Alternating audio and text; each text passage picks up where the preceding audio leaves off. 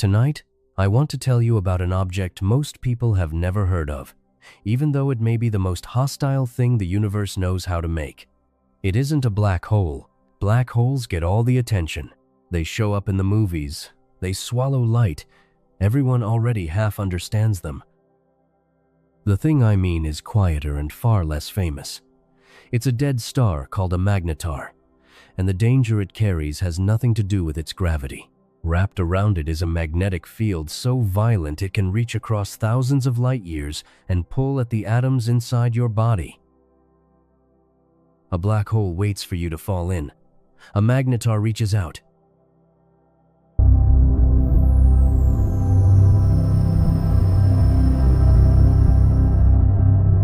On the 27th of December, 2004, the most luminous event ever recorded from beyond the solar system reached the Earth. Spacecraft from low Earth orbit out to the edge of the planetary system had spent years recording the steady background level of the high-energy sky. Within about 0.2 of a second, the gamma-ray and X-ray detectors aboard them did not merely spike, they saturated, driven past the highest value they were built to register, the way a kitchen scale gives out the instant you set a truck on it. For that fraction of a second, the radiation flux arriving at Earth from one point in the sky exceeded that of the full moon, almost all of it in gamma rays and hard X-rays far outside the range of human vision. Several instruments recorded it not directly but as a reflection off the surface of the moon. The first candidate was the sun, the ordinary source of anything sudden in the high-energy sky. Both the timing and the arrival direction excluded it. By cross-correlating the exact moment the wavefront struck spacecraft at different positions, a technique called timing triangulation, the source could be pinned down since a sheet of radiation sweeps over separated detectors at slightly different instants. The offsets converged on a point toward the inner Milky Way, on the far side of the galactic center from us, roughly 50,000 light-years away. The object there belonged to a class known as soft gamma repeaters, neutron stars that throw off irregular bursts of low-energy gamma rays. This one had been bursting on and off for years, and in the preceding months its activity had climbed sharply. A Magnetar. The flare was not a single pulse. A hard initial spike lasting about 0.2 of a second gave way to a fading tail that lasted roughly 6 minutes, and that tail rose and fell on a fixed cycle once every 7.5 seconds. That period was the rotation of the neutron star. As it turned, a radiating region on and just above its surface swept across our line of sight, modulating the signal. The tail itself came from a trapped fireball, a confined cloud of electrons, their antimatter counterparts, and photons held against the star by closed magnetic field lines and radiating as it slowly cooled and shrank. Carried inside that decaying signal was the spin rate of the star as it had been 50,000 years before the light arrived. That figure matters more as a span of time than of distance. The radiation left its source about 50,000 years ago. At that point, there were no cities, no agriculture, no writing. Modern humans were living through the last glacial period, alongside now extinct megafauna. The wavefront traversed 50,000 years of interstellar space, while the entire length of recorded history occurred somewhere along its line of travel, and it reached us in the final days of 2004. Its path was far from empty. The Magnetar lies inside a dense cluster of very massive young stars near the galactic center, a region thick with gas and dust. Ordinary visible light from that part of the galaxy is heavily absorbed before it can reach us, which is why the region is dim or invisible to optical telescopes. Gamma rays and hard X-rays slip through that same dust with little loss, so the flare arrived with its energy largely intact, even though the ordinary starlight around its source is screened from view. What crossed the gap was electromagnetic radiation at the extreme high end of the spectrum, individual photons each carrying hundreds of thousands to millions of electron volts, hundreds of thousands of times the energy of a single photon of visible light. Higher photon energy means deeper penetration. and these were energetic enough to reshape the chemistry of a planetary atmosphere from across the galaxy. Earth generates its own magnetic field in the convecting liquid iron of its outer core, and that field carves a cavity in space, the magnetosphere, that deflects the charged particles of the solar wind. On the sunward side, it normally reaches tens of thousands of miles out before solar wind pressure balances it. The flare delivered enough energy to compress that cavity inward for the length of its brightest phase. The magnetic boundary of an entire planet was pushed back by a stellar remnant 50,000 light-years away. In the upper atmosphere, the same radiation ionized the air, stripping electrons from atoms in the layer where low-frequency radio waves reflect and travel around the curve of the Earth. The level of ionization was comparable to that produced by a large solar flare, even though it came from a single city-sized object on the opposite side of the galaxy. Ground receivers recorded abrupt shifts in how very low-frequency radio signals propagated that night, and several stations logged the same disturbance independently of one another. The dominant energy release occupied about 0.2 of a second. In that interval, the Magnetar emitted on the order of the total energy the Sun radiates across 100,000 years, exceeding the only two comparable giant flares recorded before it in 1979 and 1998. By roughly 100 times in its initial spike. That output came from a body you could cross on foot in an afternoon. The radiation that reached Earth was only the prompt emission. At the source, the eruption ejected matter. Over the following days and weeks, radio arrays tracked an expanding cloud of radio-emitting material moving away from the Magnetar at a substantial fraction of the speed of light. The event had not only released radiation but also expelled magnetized plasma into the surrounding space, and that outflow was directly imaged as it spread. A neutron star is the densest stable form of matter known, compressed past the density of an atomic nucleus, and this one still expelled part of its outer material in one convulsion. To say the flare was detected suggests a warning, a signal that runs ahead of the effect. No such separation exists. The photons that registered the eruption on our instruments were the same photons that compressed the magnetosphere and ionized the air. Information and effect travel together at the speed of light and arrive at the same instant, because no signal can outrun light. For an event like this, detection is not advance notice.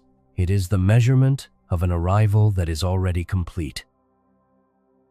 The atmosphere absorbed the gamma rays at high altitude, well before they could reach living tissue, and the ionospheric disturbance was the immediate signature of that absorption. The change measured in the upper air was not the damage. It was the byproduct of the shielding that prevented the damage. At 50,000 light-years, the flux had thinned enough that the atmosphere could intercept all of it.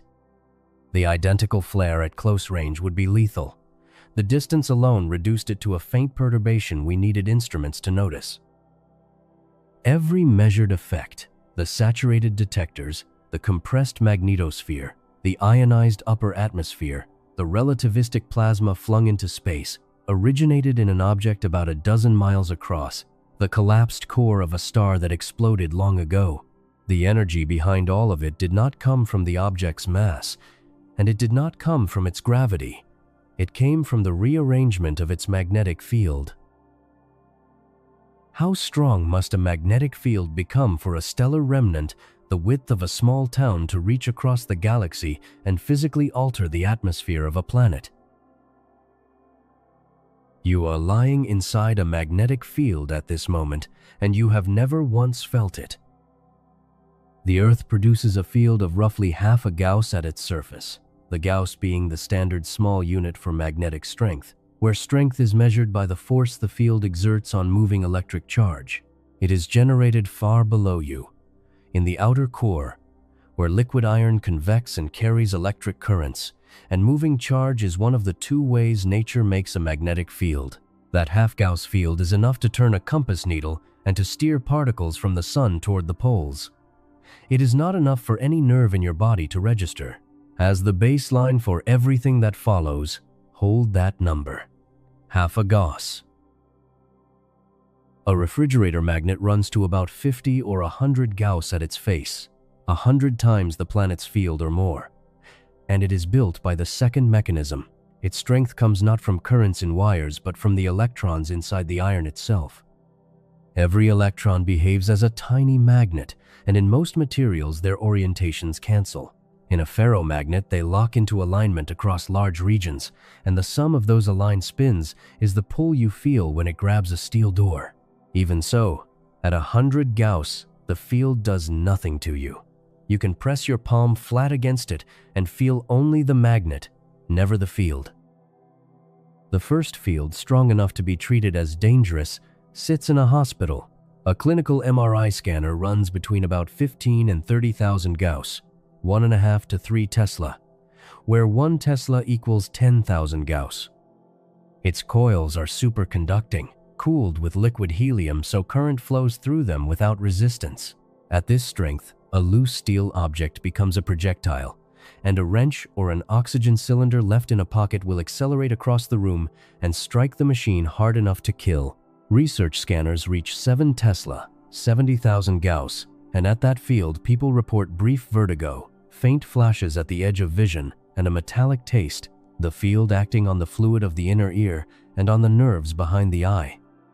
Should the coil ever fall out of its superconducting state, its stored energy dumps into the helium at once, which boils off in a violent release the operators call a quench. Past medicine. In the laboratory, the numbers climb again. The strongest continuous field ever sustained on Earth is about 45 Tesla, 450,000 Gauss, produced by a hybrid magnet that consumes megawatts of electrical power with water pumped through it fast enough to keep it from melting, and it can be held only in a volume the size of a soda can.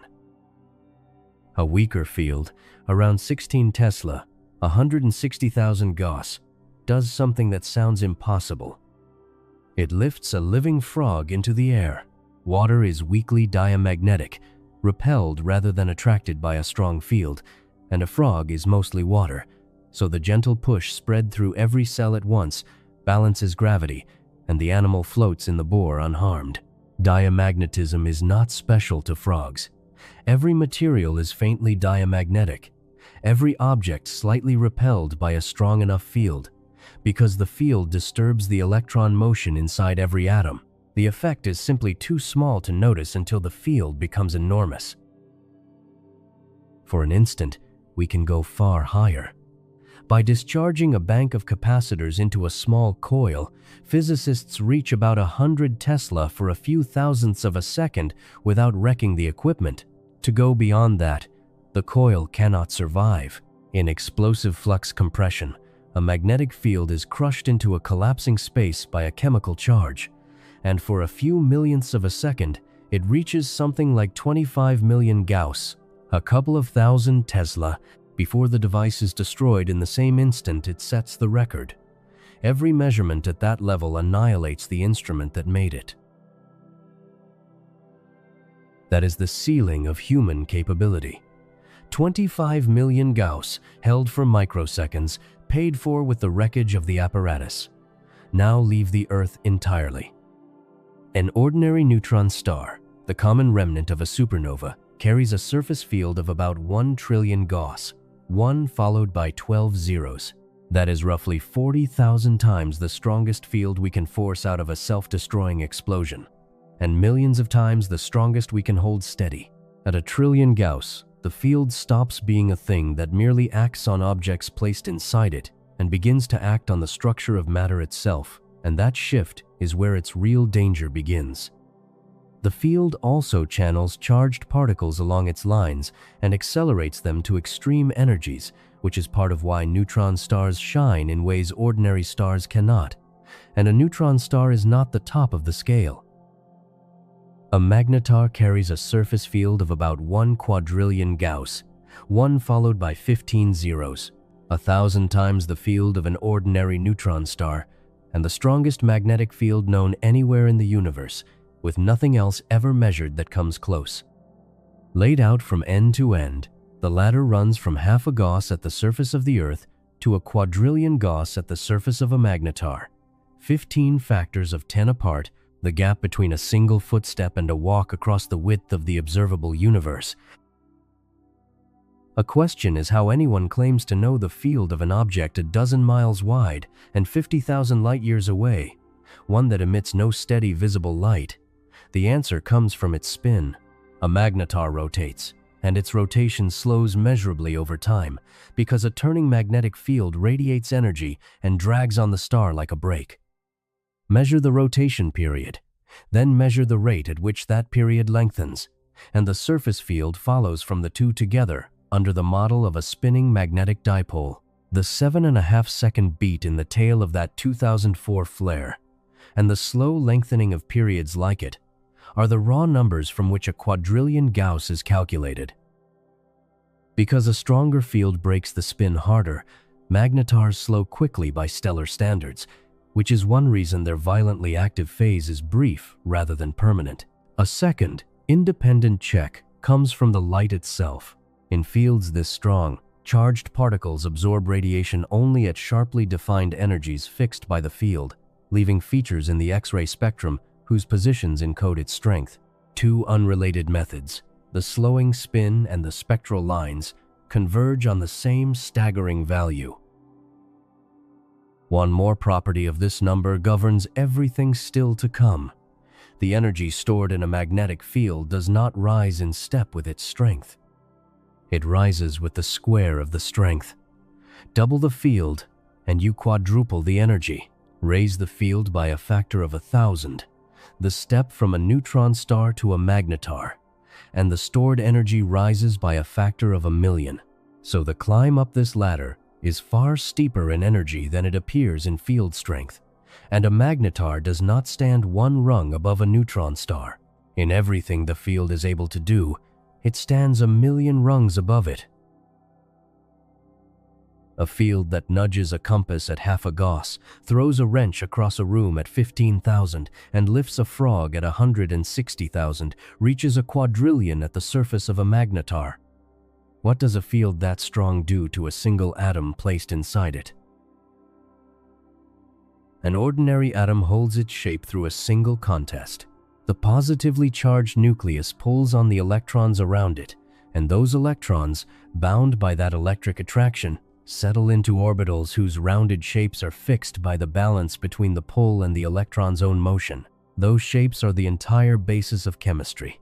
The way one atom bonds to another, the angles between the bonds, the structure of every molecule in your body, all of it follows from the roughly spherical geometry of electron orbits under the electric force. Put that atom in a magnetic field, and a second force enters the contest. A magnetic field bends the path of a moving charge into a circle, and the stronger the field, the tighter the circle. For the electrons inside an atom, the field winds their motion into small loops while the nucleus continues to bind them in their usual orbits. At the fields we know on Earth, the electric pull dominates overwhelmingly, and the magnetic effect is a negligible nudge. There is a specific strength at which the two become comparable, where the magnetic bending energy matches the electric binding energy of the atom, and that threshold is about 2 billion Gauss. Below it, a field only perturbs an atom slightly. Above it, the field, rather than the nucleus, sets the shape of the electron cloud. An ordinary neutron star sits about 400 times above that threshold. A magnetar sits about 400,000 times above it. At those strengths, the contest is not close. The magnetic force dominates completely, and the atom is no longer governed by its own nucleus in the way chemistry assumes. That 2 billion Gauss line is not an arbitrary figure. It is a natural unit of magnetic strength assembled from the electron's charge, its mass, and the constants of quantum mechanics, the field at which the magnetic scale and the atomic scale coincide.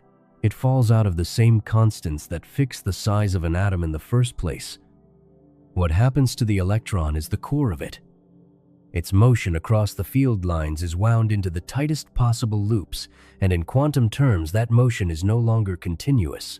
It is quantized into fixed rungs called Landau levels, and the electron is forced onto the lowest rung in the two directions perpendicular to the field. The only direction left for free movement is along the field lines. Two of its 3 dimensions of motion are frozen out. An electron that once ranged through the full volume around its nucleus is now confined to a narrow channel, free to slide along the field but pinned hard across it. The shape of the atom follows from that. Across the field, the electron is held to a loop far smaller than the normal span of an atom, so the atom is crushed sideways to a fraction of its former width, while its length along the field barely changes. What was a rounded thing becomes a thin needle, aligned with the field lines. In the most extreme cases, hundreds of times longer than it is wide. Every atom at the surface of a magnetar is a slender filament pointing the same way as every other, because one field threads through all of them.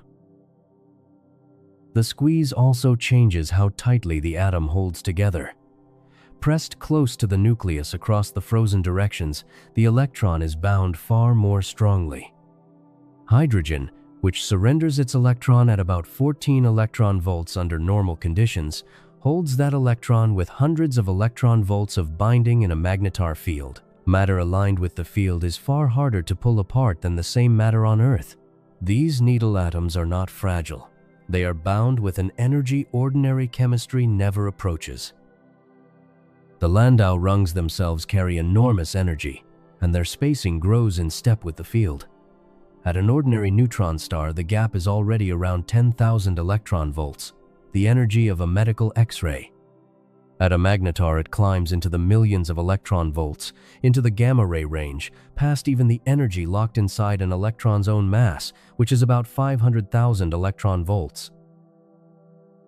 This is not a remote abstraction. It is the source of the spectral lines that let us measure the field from across the galaxy. A charged particle in the field absorbs radiation only at energies matching the gap between the rungs, cutting a notch in the spectrum at a precise energy set by the field. For magnetars, the lines we actually catch fall in the X-ray band and are attributed to protons rather than electrons, since the electron lines lie far higher, up in the gamma rays, where they are much harder to record. The field strength is imprinted directly on the light the atom absorbs. The frozen geometry has one more consequence. Because electrons slide freely along the field lines but barely move across them, the surface conducts heat and electric charge readily in one direction and resists it in the others. Energy flows along the field and stalls across it, which helps funnel heat into narrow regions and feed the bright, beamed emission we detect from the surface. The deformation of single atoms scales all the way up to how the whole star glows. With the geometry of every atom rewritten, chemistry is rewritten with it. Bonds form along the field lines rather than in the rounded arrangements we know, and atoms link end to end into long chains threaded on the field, like beads forced to lie single file along a wire. Substances that cannot exist on Earth become stable, and substances stable here cannot form at all. Above a field of roughly 10 to 100 trillion Gaus, matter can settle into a condensed phase held together by this field-aligned bonding, a state sometimes called magnetic condensation. The surface of a magnetar may not be gas, and may not be solid in any familiar sense. It may be a sheet of these chained, field-locked filaments, a form of matter found nowhere on Earth, nowhere in any laboratory, and not even on an ordinary neutron star. None of this is pure theory drawn from equations alone. The lowest rungs of it are observed. Magnetic white dwarfs carry fields of millions to billions of Gaus, far weaker than a magnetar but already past the gentle regime, and the light from their atmospheres shows spectral lines shifted, split, and distorted exactly as strong field atomic physics predicts. We have watched real atoms deformed by real fields, then followed the same physics upward by a factor of 1,000,000 toward the surface of a magnetar. The extrapolation is long, but it rests on measured ground. We treat chemistry as a fixed set of rules, the same everywhere, the bedrock under biology and materials and life. It is not fixed. It is simply what happens to matter when the magnetic field is weak, which on Earth it always is. The rounded atom, the bond angles, the entire periodic logic of how substances combine are a local condition, true here and across most of the universe, only because most of the universe carries feeble fields, Raise the field high enough, and matter follows a different set of rules, just as lawful and just as exact, met only in places where nothing could survive to write them down. So the field has reshaped the atom, frozen the electron's motion, and overturned the rules of bonding. That is what it does to matter. The next question reaches past matter altogether.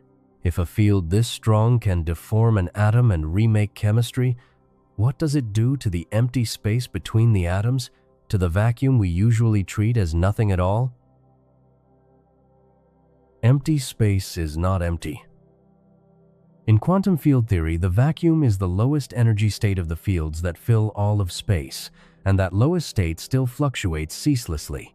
Pairs of particles, an electron and its antimatter twin, the positron, continually appear and annihilate, borrowing energy for an interval so brief that the uncertainty principle lets the debt go unpaid. These are called virtual particles. They never settle into permanent existence under ordinary conditions, yet they are not a bookkeeping trick. Their effects are measured. They shift the energy levels of hydrogen by a tiny, calculable amount. They produce a faint attraction between two uncharged metal plates held close together in vacuum. They alter the magnetism of the electron itself, and that alteration has been matched to prediction to about 12 digits. This active vacuum is one of the best tested ideas in all of physics. Bring a magnetic field into that fluctuating vacuum. The virtual electron and positron in each fleeting pair carry opposite charge, so the field pushes them in opposite directions during their brief lifetime. Across countless pairs, this gives the vacuum a slight, organized response to the field, a property called vacuum polarization. Empty space acquires a structure it did not have before, and that structure has a direction, set by the field lines.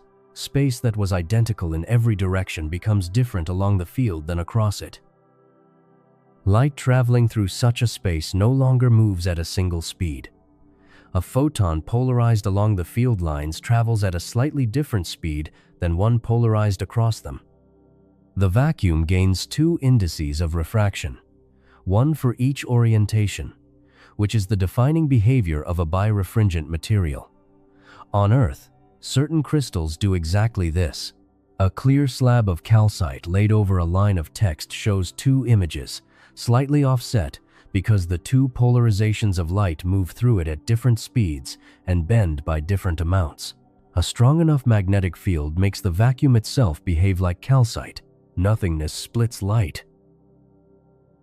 This was predicted in 1936 by Werner Heisenberg and Hans Euler, working out the consequences of quantum electrodynamics for fields far beyond anything then achievable.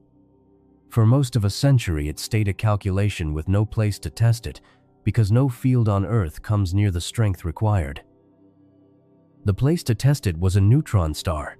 In 2016, astronomers using the Very Large Telescope in Chile measured the polarization of the faint optical light from an isolated neutron star with an extreme magnetic field. The light arrived strongly polarized, aligned in a way that matched the prediction for a vacuum made birefringent by the star's field. And that alignment is hard to produce by any conventional process near the star. It was the first observational evidence that empty space can behave as an optical medium when the field is strong enough. The result is still being refined and rechecked. Birefringence is the mild end of what the field does to the vacuum. As the field grows, the vacuum's response stops being a slight correction and becomes a large one, and the scale where that happens is called the critical field, or the Schwinger field, after Julian Schwinger, who analyzed it in detail, building on the earlier work of Heisenberg, Euler, and Fritz Sauter. Its value is about 44 trillion Gaus. That number ties straight back to the deformed atoms. It is the field at which the spacing between the Landau rungs, the quantized levels of electron motion across the field, grows to equal the energy locked inside an electron's own mass, about 500,000 electron volts. At that point, the magnetic energy available to a single electron is as large as the electron itself, and the line between the field and the particles it acts on begins to blur. A Magnetar's field, around 1 quadrillion Gaus, sits roughly 20 times above that critical value. It is one of the only places in the universe where the field is not merely near the threshold at which the vacuum turns strongly nonlinear, but well beyond it. A pure static magnetic field, however strong, does no work on a charge and cannot by itself spark lasting matter out of nothing, the way a strong electric field can. But a magnetar is not a quiet field sitting alone. It is flooded with high-energy photons, and in a field above the critical value, those photons behave in ways forbidden in ordinary space. A single gamma-ray photon crossing the field can split into 2 lower-energy photons, a process that does not occur in field-free vacuum at all. A sufficiently energetic photon can convert directly into a real electron-positron pair in the presence of the field. The vacuum near a magnetar is a nonlinear optical medium in which light splits, bends, and turns into matter, and these processes shape the radiation we receive, softening the high-energy spectrum as the most energetic photons split or convert before they can escape. Quantum electrodynamics is the most precisely verified theory in science. The same framework that predicts vacuum by refringence and the critical field also predicts the electron's magnetism, and that prediction matches experiment to about 12 decimal places, an agreement with no equal anywhere in physics. When that theory states the vacuum becomes birefringent in a strong field and nonlinear above the critical value, there is every reason to trust it. A magnetar is, in effect, a quantum electrodynamics laboratory we could never build, running experiments at field strengths the Earth will never reach and broadcasting the results to us as light. We are used to treating the vacuum as a stage, a passive absence on which events take place. Near a magnetar, it is not a stage but an active medium, with a direction, 2 separate light speeds, and processes in which photons split apart and convert into matter. The deepest strangeness of these objects is not what their fields do to atoms, which is extreme enough on its own. It is that the field reaches past the atoms entirely and changes the properties of nothing, of the empty space that everywhere else behaves like the absence of anything at all. The fabric we treat as the backdrop to reality turns out to be one more thing that bends near a magnetar. Everything seen so far, the deformed atoms, the rewritten chemistry, the altered vacuum, is the field acting on its surroundings, and all of it is powered by the energy held in the field itself. So the next question is the one that turns this from a study of strangeness into a study of danger. How much energy is stored in a field of 1 quadrillion Gaus, and what holds all of it in place? Empty space is not empty, and stranger still, that emptiness has a breaking point. In quantum field theory, the vacuum is the lowest energy state of the fields that fill all of space, and even at its lowest, it never goes still. Pairs of particles, an electron and its antimatter twin, the positron, surface and vanish without pause, borrowing energy for an interval so short that the uncertainty principle lets the debt go unpaid before it is noticed. These are called virtual particles, and they never become permanent under ordinary conditions. Yet they are not a bookkeeping fiction. Their fingerprints are measured. They shift the energy levels inside a hydrogen atom by a tiny, calculable amount that matches experiment. They pull 2 uncharged metal plates together when the plates are held a hair apart in vacuum, a force produced by nothing but the restless field between them. They change the magnetism of the electron itself, and that change agrees with prediction to about 12 digits, the closest match between theory and measurement anywhere in science. There is a deeper unease buried in this. If the vacuum carries energy, the obvious question is how much. And when physicists calculate the energy of empty space from first principles, the answer comes out larger than what the universe actually shows. By a margin so enormous, it is often called the worst prediction in the history of physics. We do not know why the vacuum weighs so little when the theory insists it should weigh so much. The emptiness that fills every cubic inch of the cosmos is, at its foundation, still an unsolved mystery. And it is this barely understood emptiness that a magnetar's field reshapes. Bring a magnetic field into that fluctuating vacuum. The virtual electron and positron in each fleeting pair carry opposite charge, so the field pulls them in opposite directions during their brief existence. Spread across countless pairs, this gives the vacuum an organized lean in response to the field, a property called vacuum polarization. Empty space takes on a structure it did not have, and that structure has a direction, fixed by the field lines. Space that was the same in every direction becomes one thing along the field and another thing across it. Light passing through such a space no longer travels at a single speed. A photon polarized along the field lines moves slightly slower or faster than one polarized across them. The vacuum gains two separate indices of refraction, one for each orientation, which is the exact definition of a birefringent material. The phrase everyone learns, "the speed of light in a vacuum," quietly splits in two. On Earth, certain crystals already do this. A clear slab of calcite laid over a printed line shows the text doubled, two images slightly apart, because the two polarizations of light cross the crystal at different speeds and bend by different angles. A strong enough magnetic field turns the vacuum itself into that crystal. Nothingness splits light. This was worked out in 1936 by Werner Heisenberg and Hans Euler, who followed quantum electrodynamics into fields far beyond anything achievable then. For most of a century, it stayed a calculation with nowhere to be tested, because no field on Earth comes within a vast distance of the strength required. What makes it stranger is how far the effect reaches. The birefringent region does not cling to the surface.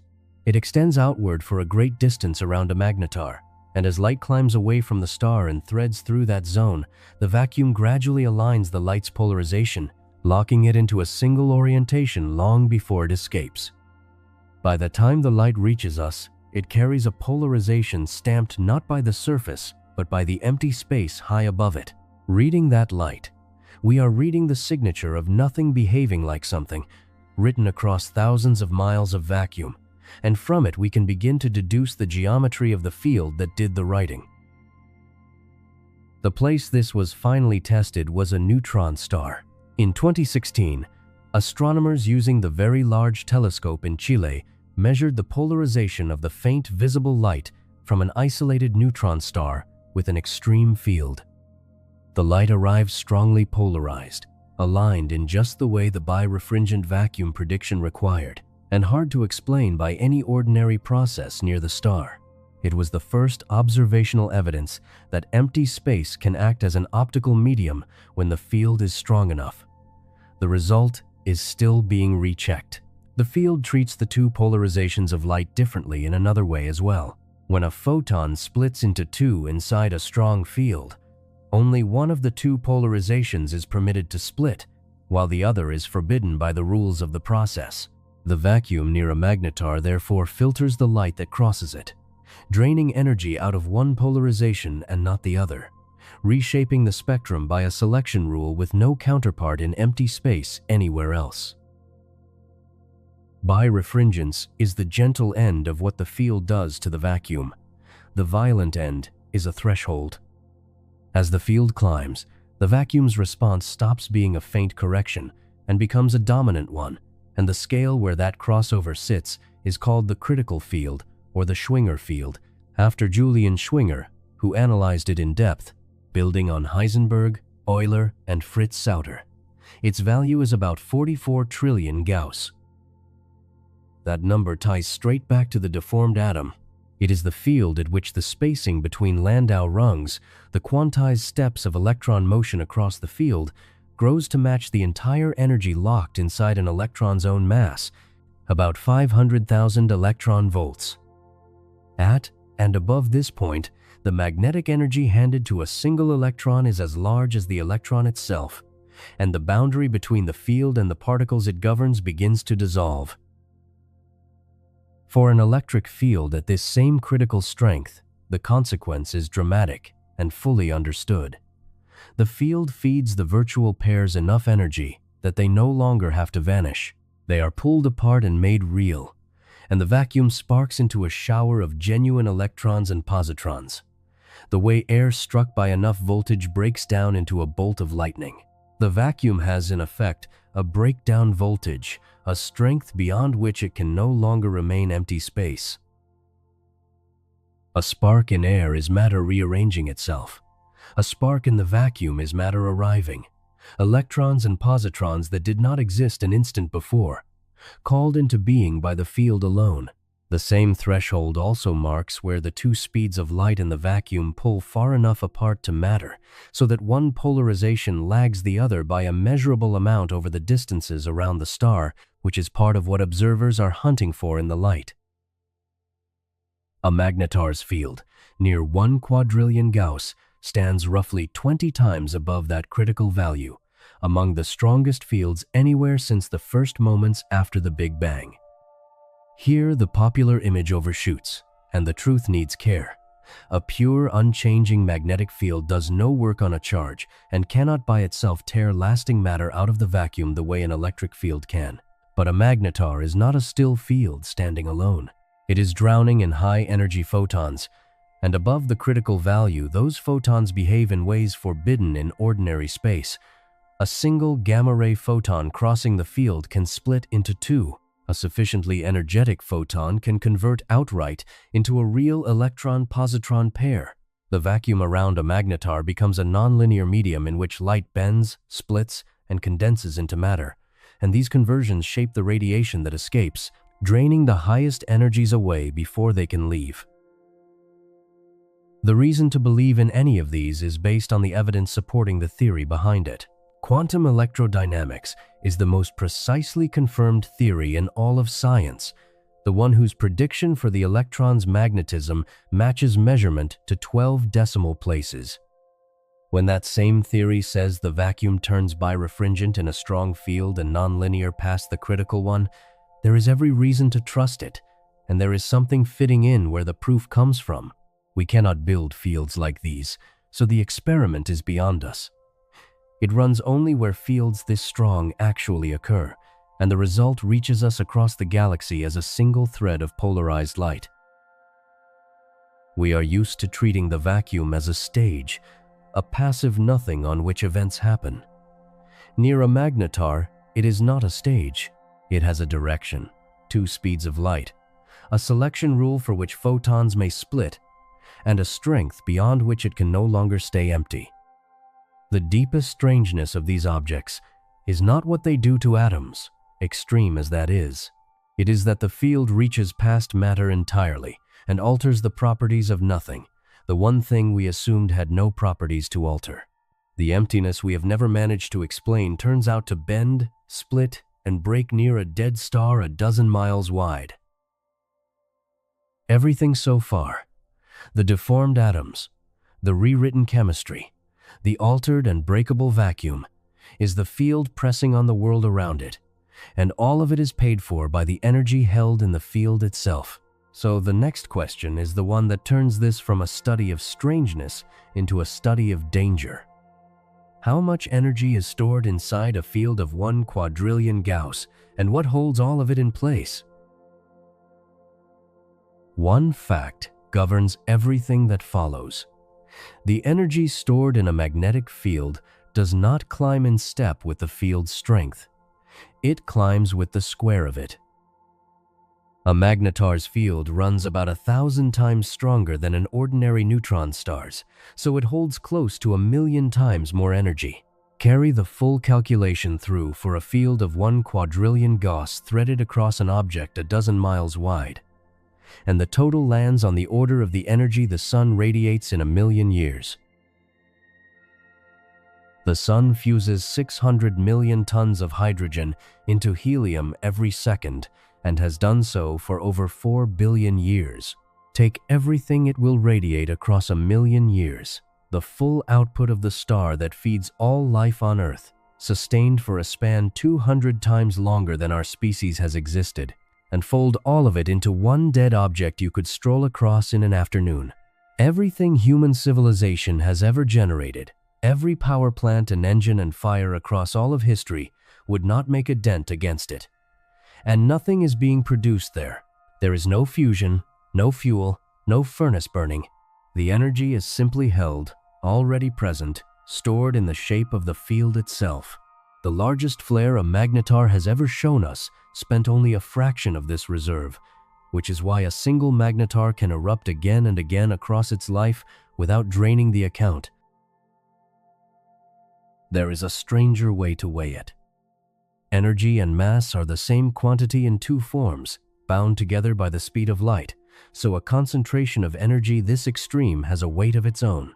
Work out the mass equivalent of the energy packed into a Magnetar's field, and near the surface it reaches tens of tons in every cubic centimeter. The field, holding no matter at all, weighs as much as a loaded truck crushed into the space of a sugar cube. The magnetism is not draped over the star as a weightless accessory. It is among the heaviest things present, dense enough to bend the space around it through its own gravity. That figure may even be a floor. The field we measure is the external one, the part that reaches into space and slows the spin. The field, buried in the interior, is thought to be stronger still, perhaps 10 times the surface value, locked away where we cannot read it directly.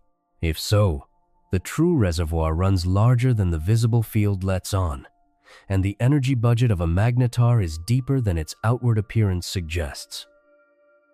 This energy does not sit on the surface like static charge on a balloon. It threads the whole object, running through the crust and down into the core, and the lines of force are anything but slack. A magnetic field carries tension along its lines, resisting being stretched, and pressure across them, resisting being crushed, the way a thick bundle of stretched elastic both pulls along its length and shoves outward against whatever crowds it. Inside a Magnetar, the field is not a tidy bar magnet shape. Much of it is believed to be wound into a twisted, knotted form buried in the interior, and a twist like that stores energy the way a wound rubber band does, with no release unless the winding is undone. The twist is also guarded by a conservation law. The total knottedness of a magnetic field, a quantity called its helicity, is very hard to remove, so the energy bound up in the winding cannot quietly bleed away even over long stretches of time. It has to be released, not dissolved. What keeps the winding from undoing itself is the crust. Below a thin outer skin, a neutron star's crust is a crystalline lattice of atomic nuclei, locked in a rigid, ordered structure, bathed in a sea of free electrons, growing denser and more neutron-rich with depth.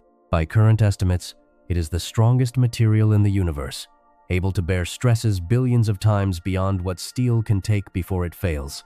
Nothing on Earth comes close. It is also a near-perfect electrical conductor, and that detail is decisive because it means the magnetic field lines are effectively frozen into the crust. They cannot slip through the crystalline matter or rearrange on their own. Wherever the crust holds still, the field anchored in it must hold still as well. That is the latch on the entire system.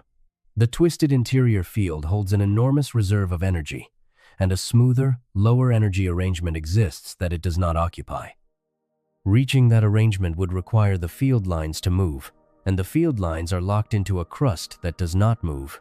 So the most energetic, stable object the universe can build short of a black hole sits in a higher energy state than it could in principle occupy, held there by nothing but the rigidity of a shell a mile or so thick. The energy is not draining away, it is pinned. It is not pinned perfectly. Over thousands of years, the buried field does slowly rearrange, migrating through the crust by processes with names like Hall drift and ambipolar diffusion, in which the field is carried along by drifting electrons or eased through the core by slow currents of matter. As the field shifts, it presses on the crust from within, and stress accumulates in the crystalline shell exactly the way strain builds along a geological fault as the plates beneath it grind. The crust deforms, bears the load, and holds. The field beneath keeps pressing. The stress keeps climbing. These processes run on a timescale of thousands of years, close to how long a magnetar stays violently active, so the slow loading of the crust and the length of the dangerous phase are very likely the same clock ticking. A magnetar differs from every ordinary neutron star in one decisive way. An ordinary neutron star has a strong field too, but not strong enough to load its crust anywhere near the breaking point, so that crust can hold for as long as the star exists. Only a magnetar's field generates internal stresses that rise into the same range as the crust's own breaking strength. The strongest material in the universe meets the one force able to rival it, and the two are set against each other inside a single object a dozen miles across. That contest, not the size and not the spin, is what makes a magnetar dangerous, and the crust does not yield like soft clay. It is brittle and rigid, so when it finally fails, it may not slip gently a little at a time, but fracture all at once, releasing what it held in a single stroke. A magnetar in this phase does almost nothing a casual glance would catch. It turns slowly, once every few seconds, giving off a faint, steady glow of X-rays, and to an instrument it looks like one more dead star adrift in the dark. What that stillness conceals is a system loaded to an extraordinary degree, a wound spring held shut, a fault strained toward its limit, carrying the energy of 1,000,000 years of sunlight behind a shell driven a little closer to failure with every passing century. The unsettling thing about a magnetar is not that it is loud, it is that it is silent, and the silence is not peace. It is the stillness of something fully loaded and not yet released. The way the most dangerous moment on a fault is not the earthquake itself, but the long quiet before it, when everything looks settled and the strain has nowhere left to go. A wound spring will not stay latched forever. A loaded fault will not hold without end. The energy of 1,000,000 years of sunlight is pinned behind a shell being driven, slowly and without pause, toward the moment it can hold no longer. The question is no longer how much energy is stored, or what keeps it in place. The question is what happens in the instant the crust finally gives. The crust reaches the limit of what it can bear, and it fractures. Not the way rock fractures on Earth. The crust of a magnetar is locked to the magnetic field threaded through it, every line of force anchored in the crystalline lattice as if welded there.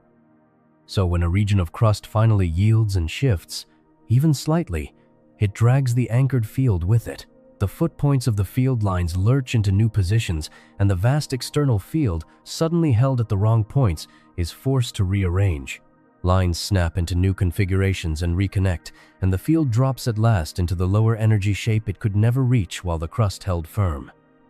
The energy pinned for centuries is freed in a single convulsion. This is a starquake. Exactly how the failure unfolds is still debated, which is part of what keeps these objects at the front of research. In one picture, the crust cracks first, like a fault, and the moving crust shakes the field above it. In another, favored by much recent work, the trigger sits in the magnetosphere itself, where the twisted external field grows unstable and reconnects, and the crust is shaken from above rather than from below. Either way, the outcome is the same: a sudden reconnection of the field and a violent release of stored energy. But which end gives way first is not yet settled. The motion involved is almost nothing. The gravity at a magnetar's surface is so crushing that the crust cannot rise into anything we would call terrain, its tallest features no more than millimeters high, and when it fails, the actual displacement may be less than the width of a hair. The energy does not come from the distance moved, it comes from the stress released. The crust is loaded to a pressure billions of times beyond steel across its entire volume, and even a slight relaxation of that pressure, spread through a shell a mile thick and miles wide, frees a staggering total. The largest earthquakes our planet can produce release roughly the energy of a power plant running for years, packed into a moment. A single large starquake can release, in a fraction of a second, around 1 billion times more than that, more than every earthquake in the entire history of the Earth combined, out of an object you could cross on foot in an afternoon. A crack finer than a hairline, on a shell a mile thick, freeing the output of the sun across thousands of years. That energy does not come out as sound because there is no air to carry it. It comes out as light and motion. Part of it floods the surface with sudden heat, igniting a burst of X-rays. Part of it accelerates particles to enormous speed along the field lines. Much of it travels as magnetic waves, called Alfvén waves, racing along the field and sloshing energy between the crust and the core. And part of it pours into the reconnecting field, which launches a trapped fireball of electrons, their antimatter twins, the positrons, and photons held captive on the closed loops of field just above the surface. The fireball cannot escape, because the field that made it also confines it. It can only remain and radiate, cooling slowly, pinned to the star. As the Magnetar rotates, that glowing, trapped fireball swings toward us and away with every turn, brightening and dimming in time with the spin. This is the source of the pulsing tail and the light we receive, the steady beat once every few seconds in the fading glow after a flare. The rhythm in that 2004 signal, once every 7.5 seconds, was the trapped fire of a Starquake sweeping past our line of sight as the broken star turned. The fracture does something else that we have actually measured. It sets the entire star vibrating. A neutron star struck hard enough rings, oscillating at specific frequencies fixed by its size, its structure, and the stiffness of its crust, the same way a struck bell sounds the particular tones set by its shape and its metal. After the giant flares of 1998 and 2004, X-ray telescopes caught exactly this in the decaying tails of the events. The brightness flickered not only with the slow spin but with faster, steady rhythms layered on top, oscillations repeating tens and even hundreds of times a second. Those rhythms were the vibration modes of the neutron star itself, the resonant tones of a dead star set, ringing by its own quake. The oscillations spanned a wide range, from a few tens of cycles a second up to several hundred, and some of the higher tones may involve the core, coupled to the crust through the magnetic field. Because the frequencies depend on the interior, on the thickness of the crust and the state of the matter beneath it, reading those tones is a way to probe the inside of an object we can never cut open. A bell's tone reveals its shape and metal. The ringing of a Magnetar revealed, in the same way, something of what it holds inside, in the tones it sounded after it cracked, 50,000 light-years away. The quake leaves one more mark. At the moment the crust shifts, the rotation of the whole star can jump, the spin rate stepping suddenly faster or slower as the crust resettles and pulls on the superfluid sea of neutrons in the interior. We see these abrupt changes in timing alongside the bursts, and they are direct evidence that the crust physically moved, that something solid and a mile thick lurched into a new position and changed how the entire object turns. Most of these failures are small.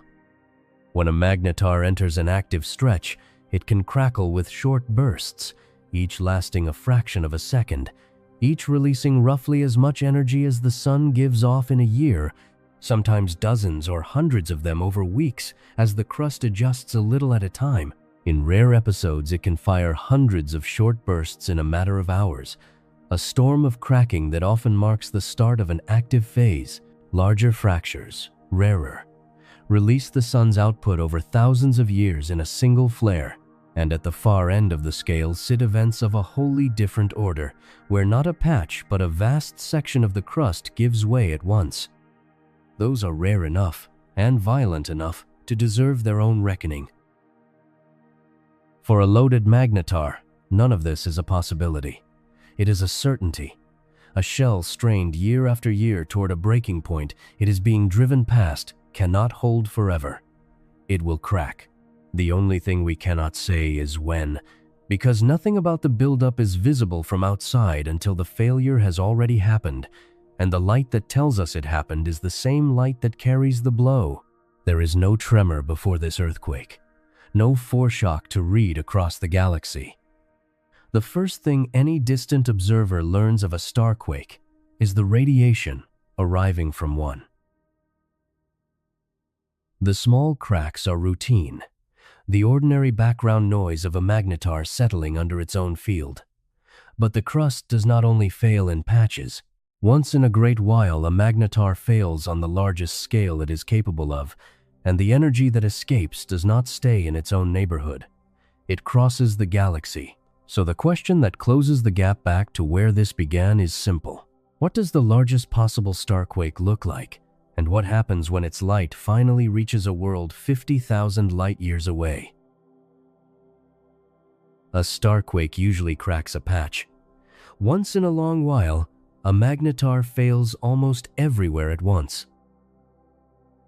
A giant flare is what happens when the fracture is not local but nearly global, when a vast section of the crust gives way together, or the entire twisted magnetosphere reconnects in a single stroke. Instead of releasing the energy of a year of sunlight, or a few thousand years of it, the star releases the sun's entire output across tens of thousands of years, and it does so in about a tenth of a second. For that fraction of a second, a single dead object outshines the combined light of every star in its galaxy, hundreds of times over, almost all of it in gamma rays. What lets that energy reach across the galaxy rather than fading into its own neighborhood is the same field that stored it. When the field reconnects, it does not simply spill outward in every direction and dissipate. It traps much of the release in a dense fireball of radiation and matter held on its own closed loops, confining it and concentrating it. The field is both the bomb and the barrel. The brightness this produces is staggering past the point where ordinary physics would allow it. A giant flare shines hundreds of millions of times brighter than the level at which radiation pressure should blow the emitting gas apart, the limit that caps how bright normal objects can get. The only reason the plasma is not instantly scattered is that the magnetic field holds it in against the force of its own light. Nothing without a magnetar's field could contain a release like this. The field is what makes the flare possible, and the field is what aims it. A giant flare has a shape in time. It opens with a hard initial spike, a tenth or two of a second long, which carries most of the energy and nearly all of the danger. A wall of gamma rays released almost instantaneously. Then comes a long tail, fading over several minutes, pulsing steadily at the rotation period of the star as the trapped fireball turns in and out of view. The spike is the rupture. The tail is the wreckage cooling, still pinned to the star, still pouring out radiation brighter than any ordinary sun for minutes after the crust has resettled. Events on this scale are extraordinarily rare. In roughly 60 years of watching the sky in gamma rays across a long succession of spacecraft, only 3 giant flares have ever been confirmed from magnetars in our galaxy and its near neighbors. 3. Each one rewrote part of what we understood, and the first arrived before anyone knew what a magnetar was. On the 5th of March, 1979, a wave of gamma radiation swept through the solar system, and saturated detectors on spacecraft scattered from Earth out past Venus. By timing its arrival across that spread of instruments, its source was traced to a supernova remnant in the Large Magellanic Cloud, a small companion galaxy about 160,000 light-years away. The burst rose in a few thousandths of a second and faded with an 8-second pulse, the unmistakable mark of a spinning neutron star. The remnant it came from was young, only a few thousand years old, an early hint that whatever produced the flare was a fresh remnant rather than an ancient one. At the time, nothing in physics readily explained how an object that size could produce a flash that bright from that far. The event sat unexplained for years, filed under a new label, soft gamma repeater, for sources that flung out irregular bursts of gamma rays. The idea that these were neutron stars carrying fields 1,000 times beyond the ordinary would not be proposed until more than a decade later.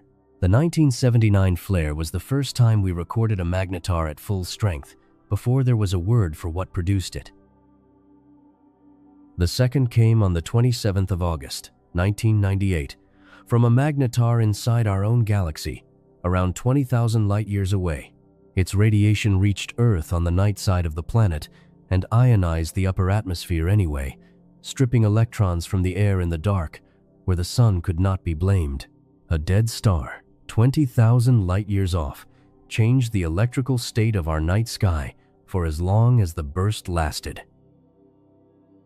The third was the one we have already met, the flare of December 2004, and it stood alone. Its initial spike released roughly 100 times more energy than either of the two before it, the most powerful burst ever recorded from beyond the sun, 3 events in 60 years, and the strongest of them outweighed the other two combined. If a giant flare can be picked up clear across the Milky Way, then from a much greater distance it would look, for a fraction of a second, like one of the short, sharp gamma-ray bursts that telescopes catch from across the universe. A handful of those bursts have now been traced not to remote cosmic explosions, but to specific nearby galaxies, including the directions of Andromeda and the galaxy known as M81. One detected in 2020 was localized to a galaxy roughly 11 million light-years away, and its profile fit a Magnetar giant flare better than anything else. If that reading holds, then some of the flashes we have collected for decades, taking them for the deaths of distant stars, are instead the crust failures of Magnetars in other galaxies, the same Starquakes we record at home, carried across millions of light-years. A giant flare may be a distinct hidden population inside the catalog of gamma-ray bursts, mistaken until recently for something grander and farther. The reach that began as a crack in a shell a mile thick extends not only across our galaxy, but between galaxies entirely. Most failures stay small for a clear reason. A short burst needs only a small patch of crust to slip, and that happens often. A giant flare needs the field to have wound itself into a large-scale twist that fails altogether, and a configuration that extreme builds rarely and reconnects rarely. The same object that crackles with minor bursts for years may produce one true giant flare in its entire active life, or none at all. The same physical event registers at 3 different scales, set only by how far away it is read. Up close, it would be instant destruction. Across the galaxy, it bends a planet's magnetic field and disturbs its atmosphere. Across intergalactic space, it arrives as a faint, brief flicker we very nearly filed under another name. One crack in one crust, read 3 ways. The only variable the distance between it and the instrument that caught it. We have followed the Magnetar from the flash that reached us, through the field that powers it, down to the crust that holds and at last breaks. What we have not asked is where such a thing comes from. Nothing about an ordinary star suggests its remains could end up wound in the strongest field in the universe, loaded with the energy of 1,000,000 years of sunlight, and cracking hard enough to be seen between galaxies. So, the question that turns us back toward the beginning is this: what has to happen to a star for it to leave behind a Magnetar? Start with the count, because the count is hard to believe. The Milky Way holds somewhere between 100 billion and 400 billion stars. Across all of it, and the small galaxies orbiting it, the number of Magnetars ever confirmed is about 30. Not 30,000, not 30 million, 30. If you could tag every confirmed Magnetar in the galaxy and scatter the tags at random, you could search a volume containing tens of billions of stars before finding one. By the raw census, a Magnetar is among the rarest things the galaxy is known to contain. A Magnetar is not, by its nature, a kind of star. It is a phase, a stretch of time in the life of a neutron star, and a brief one.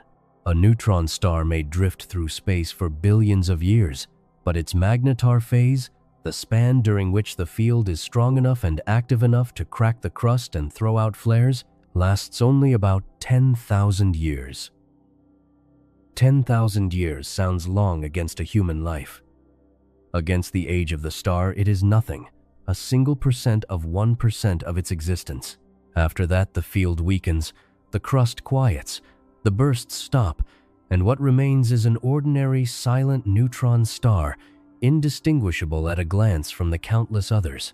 The 30 we have found are the 30 caught mid-tantrum in the narrow window when they are still loud enough to notice. So the 30 are not the whole population, they are only the ones currently active. Behind them, the galaxy is thought to hold an enormous number of dead Magnetars, objects that passed through their violent phase long ago and have since gone cold and quiet. Their fields decayed, their crusts settled. Estimates run into the tens of millions. The sky is salted with the corpses of Magnetars that have already finished, drifting unseen, betraying nothing. This is the first place the count misleads. It makes a Magnetar sound like a freak, a 1 in 10 billion accident. In truth, the galaxy has made tens of millions of them. We see 30 only because we can see a Magnetar at all for just the thin sliver of time while it is still erupting. The other direction the count misleads is in suggesting these objects are unimportant by their rarity. They are not. A Magnetar is difficult to detect precisely because it is so small and so dark between outbursts. It is a sphere a dozen miles across, radiating little steady light, most of it in X-rays the atmosphere blocks, invisible to the eye and faint even to the instruments built to find it. The only times a Magnetar announces itself are the bursts and flares, which come without schedule and pass in seconds. Much of what we know about them comes from catching those brief moments, which means our census is shaped less by how many Magnetars exist than by how lucky our timing has been. A Magnetar that has not flared in the few decades we have watched simply does not appear in the tally. The 30 are not a measurement of how many there are. They are a measurement of how many happened to shout while we were listening. What turns one in roughly 10 neutron stars into a Magnetar rather than an ordinary one is the real question, and it does not have a settled answer. A Magnetar needs a field 1,000 times beyond the neutron star norm, and the field has to come from somewhere. The leading idea is that it is generated in the first seconds of the neutron star's life, when conditions are violent enough to act as an engine, and that only neutron stars born a particular way cross the threshold into the Magnetar range. A competing idea is that the strongest fields are simply inherited, passed down from progenitor stars that were already unusually magnetic before they died, the fields surviving the collapse and concentrating as the core shrank. The two pictures are not entirely exclusive, and the honest position is that we do not yet know which dominates. What is clear is that the path is narrow. Most dying stars of the right mass leave behind a plain neutron star. Only a minority leave a Magnetar, and the difference is decided in the moments around the star's death. There is one more clue in where they are found. The active Magnetars we know sit in young settings, near clusters of massive stars, and inside fresh supernova remnants only thousands of years old. They are not scattered evenly among the ancient stars of the galaxy. They cluster where stars have died recently, which fits a picture in which the Magnetar phase comes early and ends fast. By the time the surrounding remnant has faded, the Magnetar has usually gone quiet too. The youth of their neighborhoods is another way of reading the brevity of their lives. Hold the shape of all this together. A Magnetar is the brief, furious opening chapter of a neutron star's existence, lasting 10,000 years out of billions, produced by a minority of the right kind of stellar death, generating in its short, active life the strongest field in the universe and the flares that come with it, then falling silent for the rest of time. We have found 30. The galaxy has likely made tens of millions, and every one of them began the same way, in the death of a massive star. Which is where the origin has to start. A Magnetar is not built from nothing. It is what is left when a particular kind of star runs out of the fuel that held it up.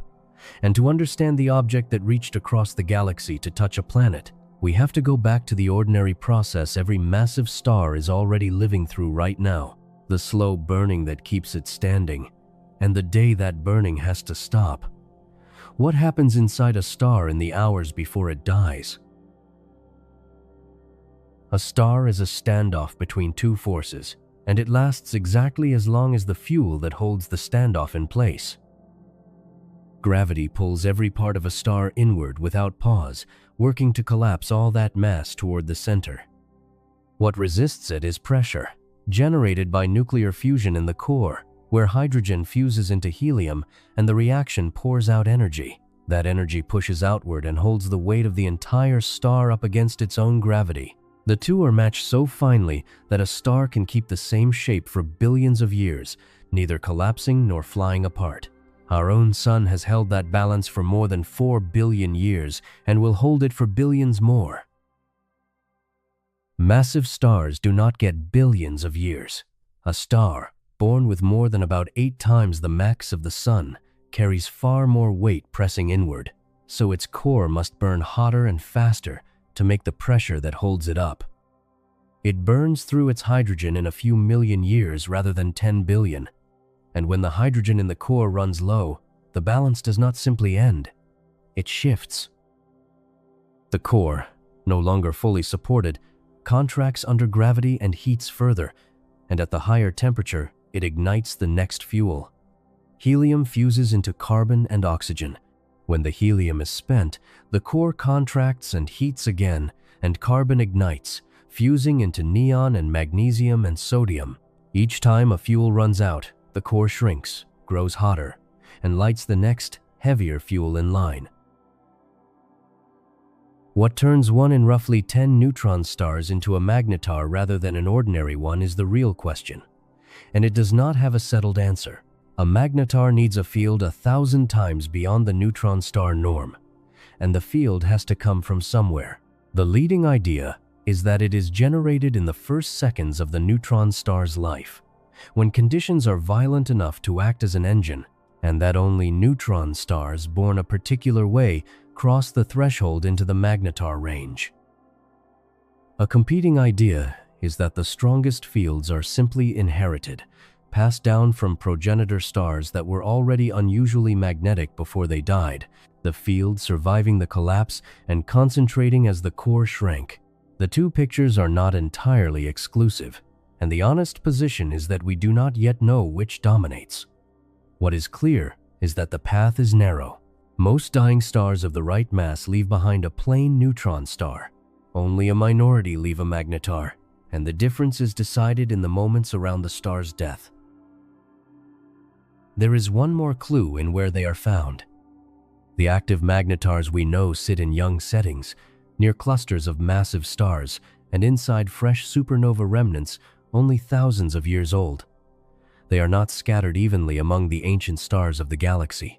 They cluster where stars have died recently, which fits a picture in which the magnetar phase comes early and ends fast. By the time the surrounding remnant has faded, the magnetar has usually gone quiet too.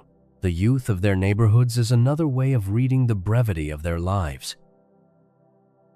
A magnetar is the brief, furious opening chapter of a neutron star's existence, lasting 10,000 years out of billions, produced by a minority of the right kind of stellar death, generating in its short, active life the strongest field in the universe and the flares that come with it, then falling silent for the rest of time.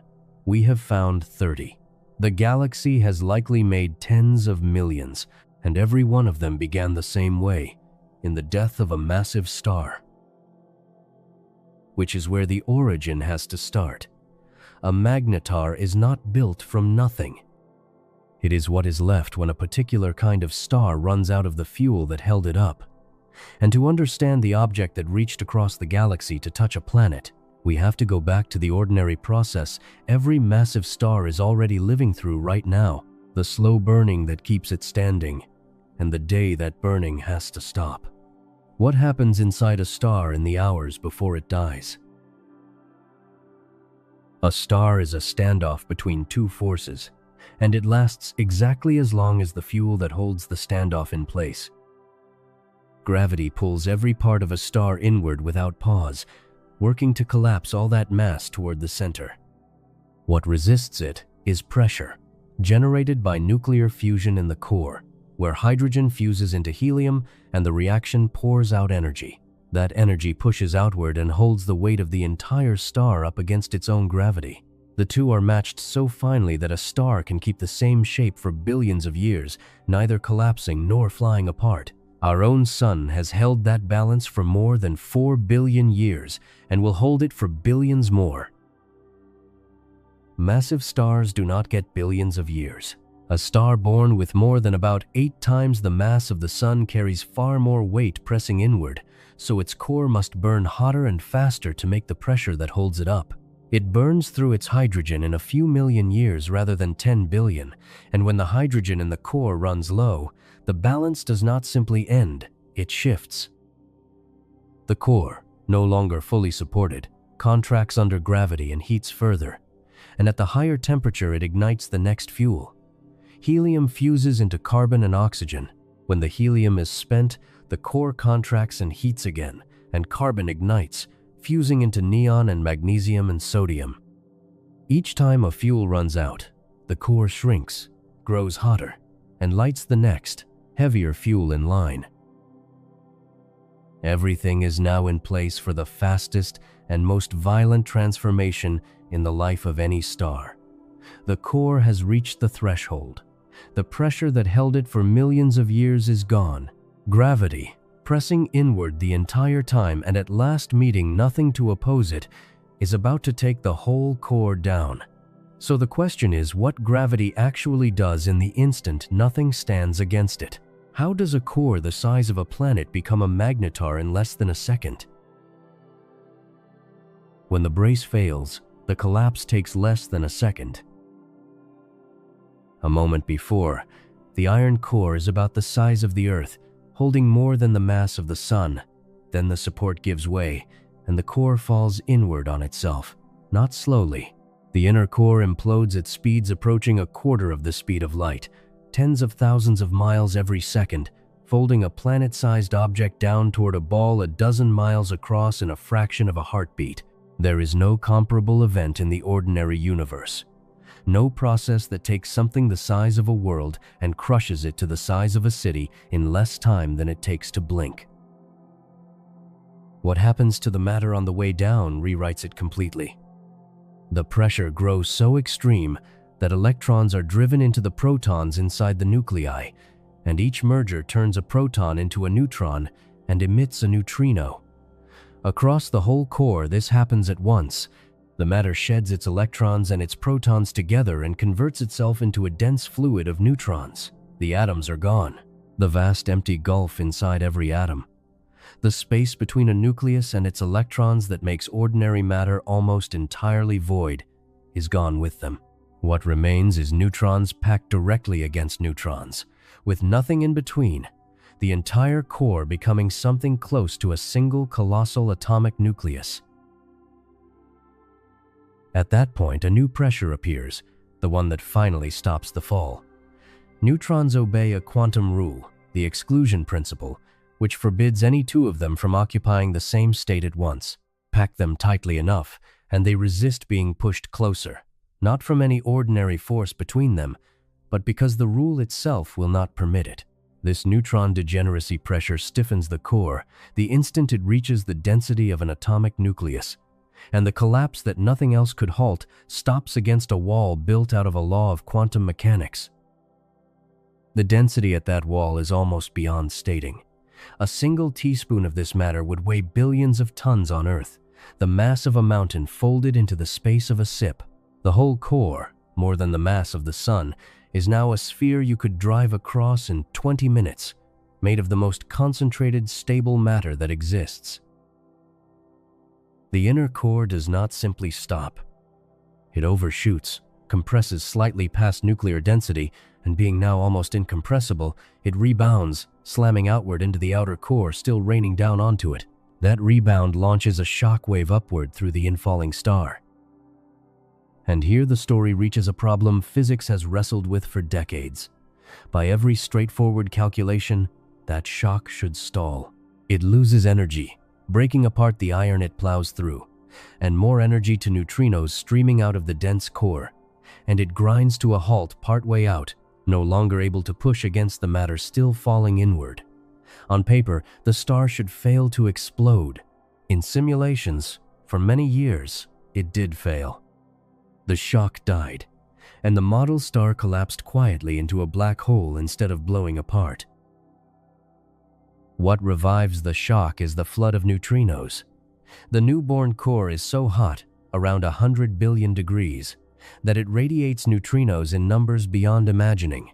For those first seconds, the matter is so dense that even neutrinos, the most weakly interacting particles there are, cannot pass freely. They are briefly trapped, leaking out over about 10 seconds rather than escaping at once, which is part of why the burst lasts as long as it does. Almost all of them slip through the surrounding layers untouched.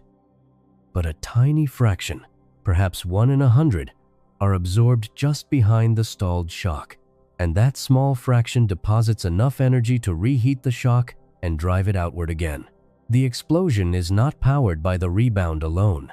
It is powered by neutrinos, by a sliver of a flood so vast that even its leftovers can tear a star apart.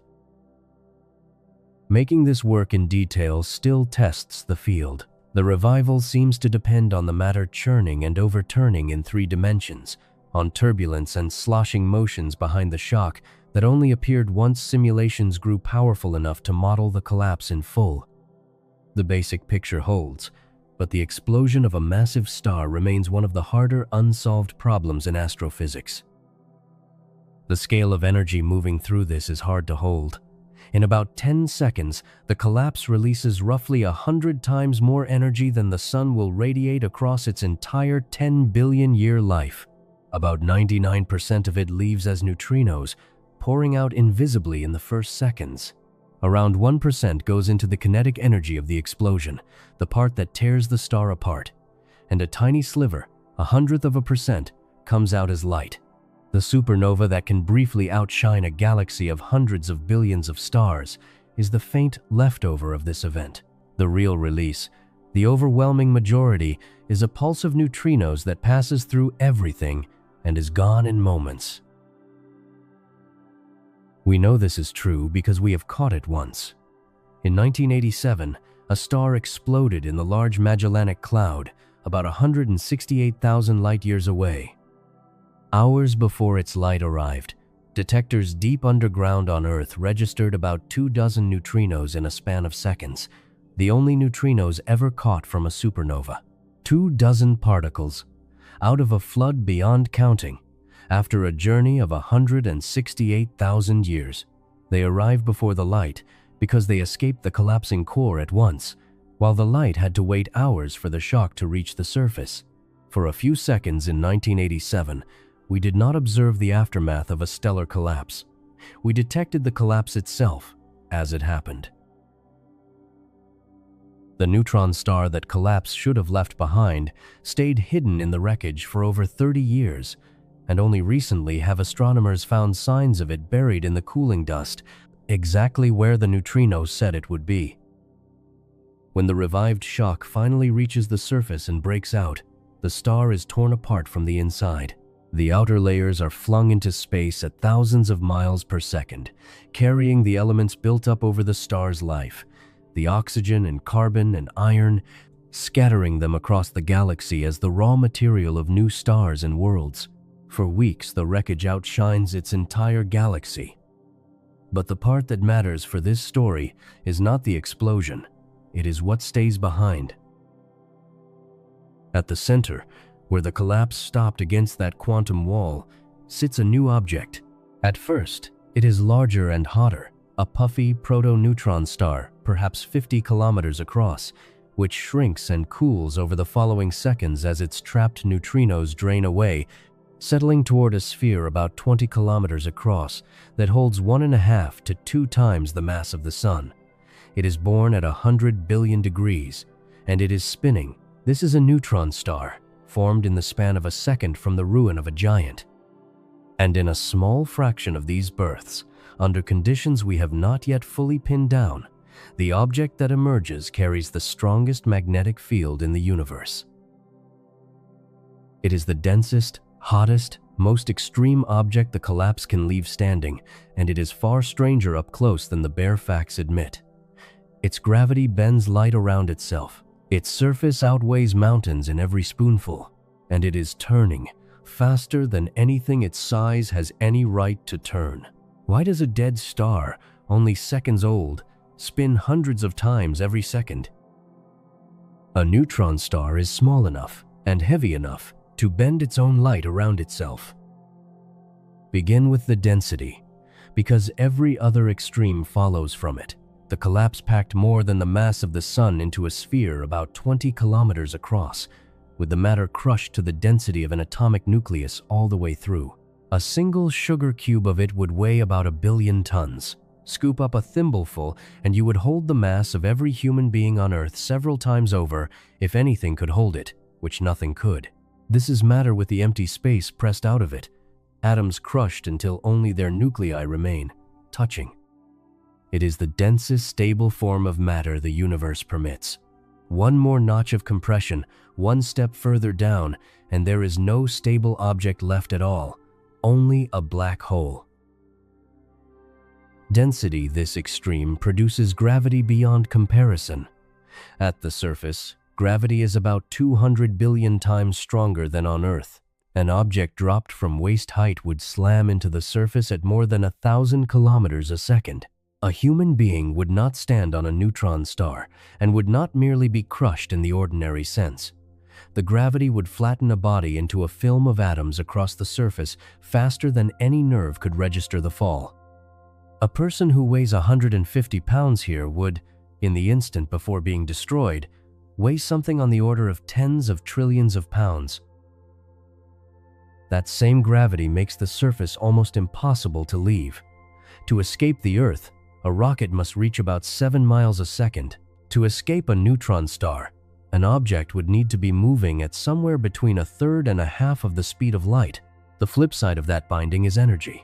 When matter falls onto a neutron star from far away, it arrives at a fraction of light speed and releases a tremendous share of its mass as radiation, something like 10 or 20%. Nuclear fusion, the process that powers stars, converts less than 1% of mass into energy. Letting matter fall onto a neutron star is more than 10 times as efficient, which makes these objects, when they pull gas off a companion star, among the brightest steady sources of X-rays in the sky. The same gravity that would kill you is also one of the most efficient energy sources in the universe. Now the light itself. Gravity this strong does not only pull on matter, it bends the path of light, exactly as Einstein's theory of gravity requires, and near a neutron star the bending is severe. Rays that leave the surface heading away from you, around the side of the star, are curved back into your line of sight. The result is that you see more than half of the surface at once. Part of the far hemisphere, the side physically turned away, is lifted into view by the bending of its own light. A neutron star does not show you a flat disk the way a planet does.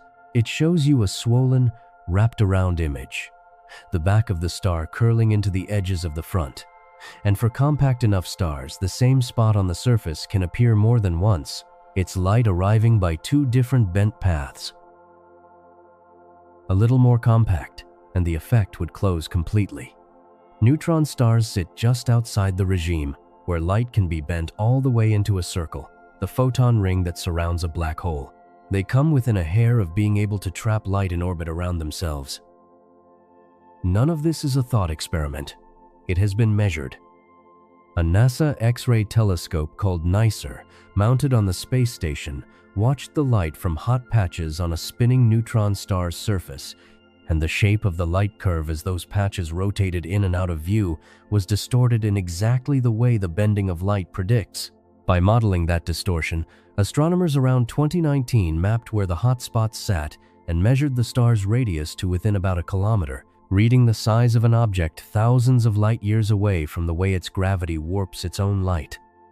That measurement matters because the radius, set against the mass, reveals how stiff the matter inside is, and so begins to answer what neutron star material actually does at densities we can never reproduce.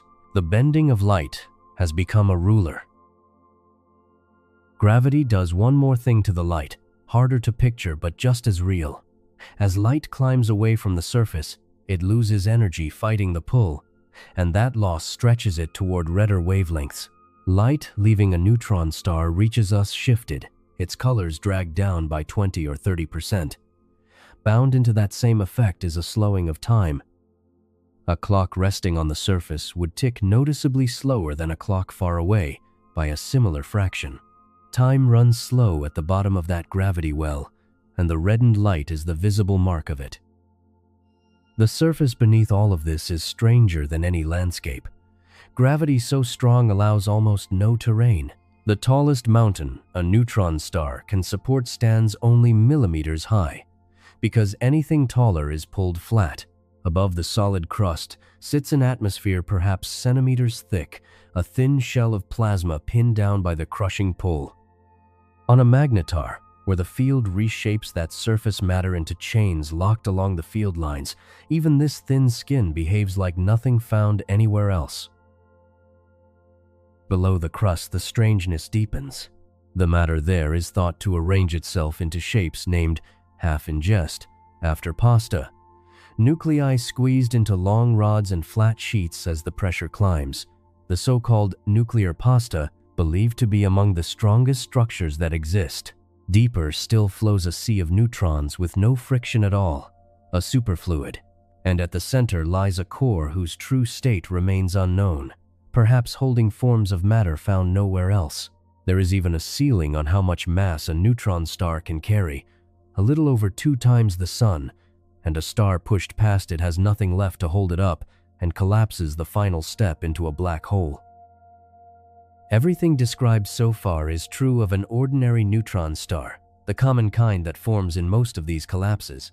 The billion-ton sugar cube, the crushing gravity, the bent and reddened light, the millimeter mountains, the pasta and the frictionless sea, all of it is the baseline. A magnetar is one of these objects with the strongest magnetic field in the universe laid over the top, every extreme already named, plus a field 1,000 times beyond the neutron star norm. The impossible gravity and the rapt light and the slowed time are only the stage. The field is what makes the object reach across the galaxy. And there is one feature shared by every neutron star, ordinary or magnetar, that the collapse alone does not obviously explain. It spins, not gently, the way a planet turns, but ferociously, the fastest of them hundreds of times every second, a city-sized object heavier than the sun turning so fast its surface moves at a real fraction of the speed of light. A dead star, only seconds old, has no engine and no fuel. So where does that spin come from? And how did we first catch a neutron star in the act of turning? The spin comes straight from the collapse, and the physics behind it is something you can watch a figure skater do. When a skater pulls in their arms during a spin, they speed up with no push at all, purely because their mass has moved closer to the axis. Spin is a conserved quantity. Concentrate the same rotation into a smaller radius, and the rate has to rise to keep the total fixed. It is the same rule that spins up a draining bathtub and a forming planet, applied here on a scale with no equal. The iron core that collapses is roughly the size of the Earth, turning slowly, perhaps once a month, the lazy rotation of a stellar interior. Then it falls inward and shrinks by a factor of around 500, from the width of a planet to the width of a city. Because the rate climbs with the square of that shrinkage, the rotation speeds up by something like 250,000 times. A turn that took a month at the start takes a fraction of a second at the end. The newborn neutron star emerges spinning tens or hundreds of times every second, having done nothing to earn that speed except fall inward on its own slow turn. The surface speed this produces strains belief. On a neutron star turning hundreds of times a second, the equator moves at a sizable fraction of the speed of light. An object heavier than the sun, 20 kilometers across, whirling fast enough that its surface nears light speed, should by every ordinary intuition fling itself apart. Nothing holds it together except the same crushing gravity that flattens its mountains to millimeters, and that gravity is just strong enough to keep even this contained. The spin and the gravity both sit at the edge of what matter can survive, braced against each other. We learned that neutron stars spin this way by accident, in one of the strangest discoveries in the history of astronomy. In 1967, a graduate student named Jocelyn Bell Burnell was working with a new radio telescope outside Cambridge, scanning the sky and recording the data on long rolls of chart paper by hand, hundreds of feet of it every day. Among the traces, she noticed a small recurring smudge, a bit of signal that behaved like neither the known sources nor any earthly interference. The clue that it came from the stars rather than from the ground was timing. The smudge returned about 4 minutes earlier each day, keeping pace not with the sun but with the rotation of the sky itself, which marked it as something fixed among the stars. Looking closer, she and her colleagues found a radio pulse arriving with astonishing regularity. Once every 1 1/3 seconds, steady enough to set a clock by. Nothing natural was known to flash with that kind of mechanical precision. For a short while, the idea was entertained, half in jest, that it might be a beacon from another civilization, and the source was labeled LGM-1 for Little Green Men. The doubt dissolved when a second pulsing source turned up elsewhere in the sky. 2 alien beacons in the same week was far less likely than one new kind of natural object. They had found a pulsar, a spinning neutron star, and the precise beat was simply its rotation. The Nobel Prize that followed went to the project's senior scientist and not to Bell Burnell, an omission still argued over decades later, which she has met with more grace than most could manage. The reason a spinning neutron star pulses at all is geometry. It fires beams of radiation from its magnetic poles, and those poles are usually not aligned with the axis it spins around, the same way Earth's magnetic north does not sit at the geographic pole. As the star turns, the beams sweep around the sky like the beam of a lighthouse. If one of them crosses the Earth on each rotation, we catch a pulse, 1 flash per turn. The beat is not the star blinking on and off. It is a steady beam swinging past us again and again at the rate the star spins, and we see only the pulsars whose beams happen to point our way. That radiation has to be paid for, and the bill is drawn from the spin itself. An ordinary pulsar gradually slows as it shines, converting the energy of its rotation into the radiation it pours out, shedding a sliver of its spin with every turn. The Crab Nebula, the wreckage of a supernova that astronomers recorded in the year 1054, holds a pulsar at its center turning about 30 times a second, and the energy it loses as it slowly winds down is what lights the entire nebula around it. A glowing cloud light years across, powered by the breaking of one spinning corpse. The steadiness Bell Burnell first caught has become one of the most powerful tools in physics. The rotation of a pulsar is so stable that the best of them rival atomic clocks.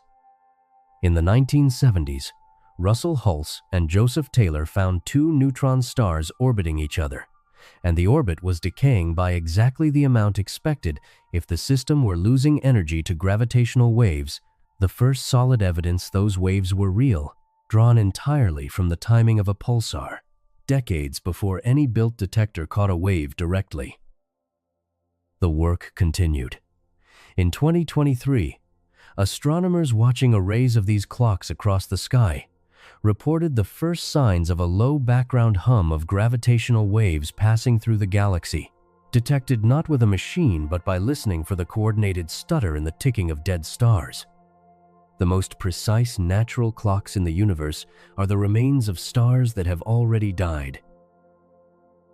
The fastest known pulsars spin not hundreds but over 700 times every second, their surfaces moving at close to a quarter of the speed of light. They were not born that fast. They were spun up later, by pulling matter off a companion star, the infalling gas delivering rotation the way a jet of water spins a mill wheel. A neutron star's spin is not fixed at birth. It can be added to, and it can be lost. How fast a pulsar slows reveals something hidden, because the rate of the slowdown, set against the period, gives the strength of the magnetic field doing the braking. It is the same reading met earlier, the one that lets us weigh a Magnetar's field from across the galaxy. The stronger the field, the harder the brake, and the spin does not always ease down smoothly. Now and then, a neutron star jumps suddenly faster in an instant, a glitch, as the frictionless superfluid in its interior dumps some of its rotation into the crust, a direct fingerprint of the strange fluid sealed inside. This is where the Magnetar parts from the ordinary pulsar. By the time we observe one, it turns slowly, once every 2 to 12 seconds, its enormous field having braked it hard over a short life. But it was not born slow. Like every neutron star, it came into being spinning furiously, perhaps once every few thousandths of a second, near the very limit of how fast such an object can turn at all. For an ordinary neutron star, that birth spin simply fades. For a magnetar, the leading idea is that the birth spin did something first, in the opening seconds. While the newborn star was still molten and churning, it built the field. So the question that carries us into the heart of the mystery is this: what does a spin of 1,000 times a second do to a star in the seconds after it is born, that a slower birth never manages at all? The fast birth spin does not simply fade. For a few seconds it runs an engine, and that engine builds the field. The engine is a dynamo, the same process that makes the Earth's magnetic field scaled up past recognition. A dynamo works wherever an electrically conducting fluid moves. The motion of charged matter carries and stretches magnetic field lines, and under the right conditions, the motion reinforces the field instead of tangling it away, so a weak seed field is amplified into a strong, ordered one. In the Earth, liquid iron circulating in the outer core does this slowly, over thousands of years, producing the half-Gauss field that turns a compass. A newborn neutron star runs the same principle at a violence the Earth could never reach, and it converts the raw energy of its own motion into magnetic energy as it goes. To see why, look at the object in its first seconds. It is not yet the rigid, settled star it will become. It is a proto-neutron star, born at around 100 billion degrees, still swollen and molten, with a scorching core and a cooler outer layer. That temperature difference, together with the outward seepage of trapped neutrinos, drives ferocious convection. Hot, neutron-rich fluid rises, cooler fluid sinks, and the whole interior overturns violently, churning like a pot boiling so hard the water leaps, except the pot is heavier than the sun, and each overturn takes 1,000th of a second. This fluid is a superb electrical conductor, threaded with currents, so every churning motion drags magnetic field lines along with it. Convection on its own would only make a chaotic tangle of small fields that cancel as often as they add. What turns that chaos into a single colossal field is rotation. If the newborn star spins fast enough, the spin twists the rising and sinking currents into a consistent direction, through the same sideways deflection that organizes storms on Earth, the Coriolis effect. The convection stops being random. It takes on a uniform sense of twist, and a twisting conductor is exactly what amplifies and orders a magnetic field rather than scrambling it. The faster the spin runs relative to the churning, the more efficiently the dynamo works. In 1992, two physicists, Robert Duncan and Christopher Thompson, worked out where the line falls. The dynamo reaches full strength only when the star is born, spinning at a particular rate, with a rotation period close to a single thousandth of a second, comparable to the time the convection takes to overturn. When the spin and the churning run on the same timescale, the two lock together. The dynamo hits peak efficiency, and the field is driven to around a quadrillion Gaus, 1,000 times beyond an ordinary neutron star, with the buried interior field likely stronger still. If the star is born spinning more slowly, even tens of times a second, which by any other measure is fast, the dynamo is feeble. The rotation and the convection never couple tightly. The amplification falls short, and the result is an ordinary neutron star near a trillion Gauss, strong but unremarkable for its kind. The gap between the most magnetic object in the universe and a routine neutron star is decided by how fast the core happens to be turning in the first instance, and the window that produces a magnetar is narrow. The whole process is over almost as soon as it begins. The amplification runs in the first 10 to 30 seconds, while the protoneutron star is still hot enough to convect. After that, the star cools. The neutrinos finish draining away. The churning slows and stops, and the crust begins to harden. Whatever field the dynamo managed to raise in those few seconds is then frozen into the now rigid star, locked in place for the rest of its existence. A field that will shape the object for hundreds of thousands of years is set in less time than it takes to read this paragraph. Then the field acts back on the spin that produced it. A field that strong is a tremendous brake.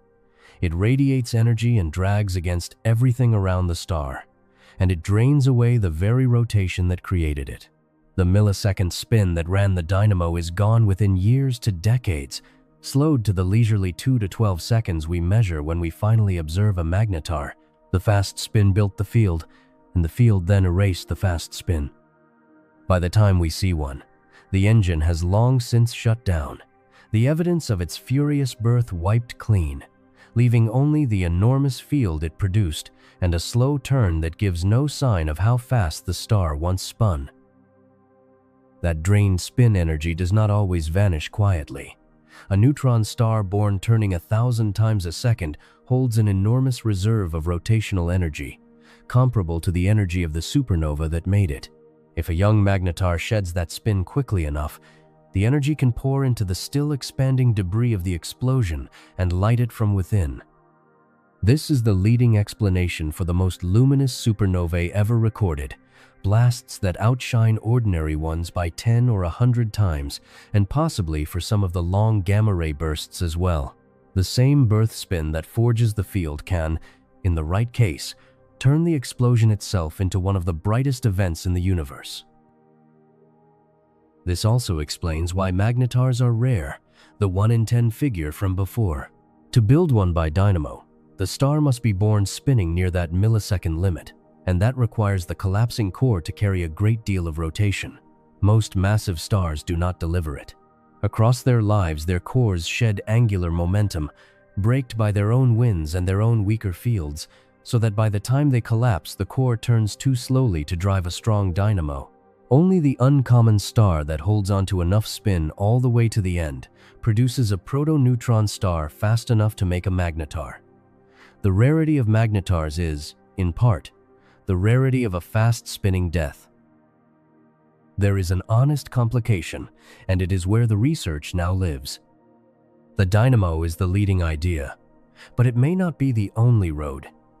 Some of the strongest fields might be inherited rather than built. When a stellar core collapses, it shrinks by a factor of around 500, and any field threaded through it is compressed with the matter, its strength rising by roughly 250,000 times simply because the same field lines are forced through a far smaller area. A progenitor that was already unusually magnetic, carrying a strong field at its surface and far more in its core, could reach magnetar strength through compression alone, with no dynamo at all. The two pictures are not exclusive, and recent work has given the inherited field route real support. Astronomers have found massive, strongly magnetic stars, at least one, apparently the merged remnant of 2 stars, whose fields and masses point toward a magnetar at the end of their lives. Whether magnetars are mostly forged at birth by a dynamo, mostly inherited from magnetic progenitors, or some blend of both, is not yet settled, and it is one of the live questions keeping these objects at the front of stellar physics. What every version shares is the strangeness of what we are reconstructing. The field we measure today was set in a handful of seconds, in the convulsing interior of a star that died long ago and far away, and we read those vanished seconds backward from a slow-turning remnant and the energy it occasionally throws off. The most extreme magnetism in the universe is the fossil of an event that lasted less than half a minute and finished before there was anyone here to wonder about it. We now know what a magnetar is, how it is born, and how its impossible field is made. What we have not done is stand near one and look. If you could somehow survive at a safe distance and turn toward a magnetar, what would you actually see? The first surprise is that you would see almost nothing. The deadliest object in the galaxy is, to human eyes, very nearly invisible. A magnetar is about 20 kilometers across, so from any real distance, it is an unresolved point, a single dot of light, if it registers at all. And most of what it radiates is not light your eyes can use. Its surface burns at a few million degrees, far hotter than the roughly 6,000 degrees of the sun's surface. And an object that hot pours out its energy overwhelmingly in X-rays, a form of light no eye can detect. The thin sliver that falls in the visible range would look faintly blue-white, but it is such a small fraction of the total, and the star is so tiny that you could be staring straight at the most extreme object in the universe and see only a dim speck or nothing. A surface hotter than the sun, on an object more violent than almost anything in existence, would still look fainter than an ordinary star to a human at a survivable distance. The danger of a magnetar is not in how it looks. This is also why they stayed hidden from us for so long. We could not find magnetars until we built telescopes that fly above the atmosphere and see in X-rays and gamma rays. Because at the wavelengths the human eye and ground-based optical astronomy were built around, these objects barely register at all.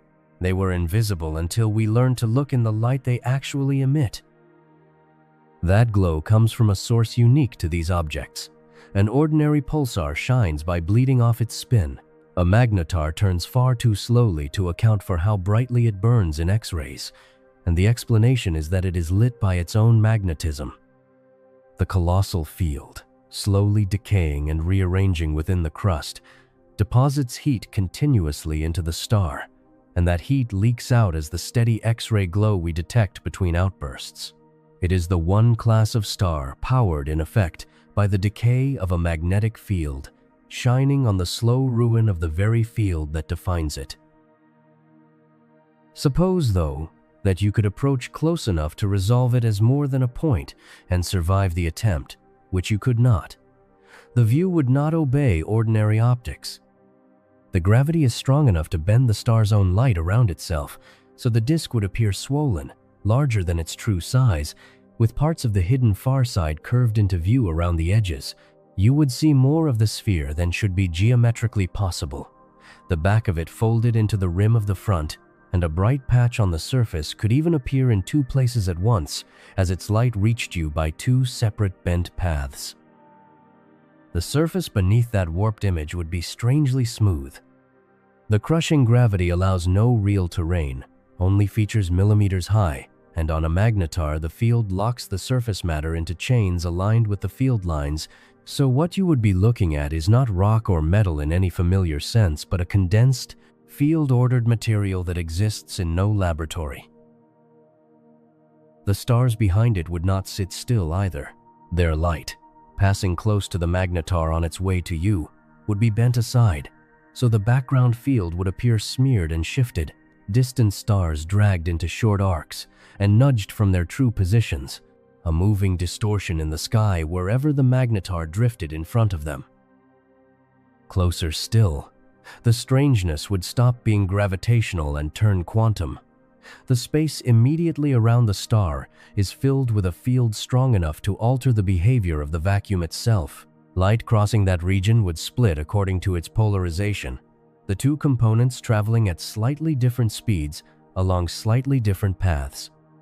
The image would shear and double and shimmer, as though you were viewing the star through a flawed crystal, except the crystal would be empty space, made birefringent by the field, with no surface for the distortion to belong to.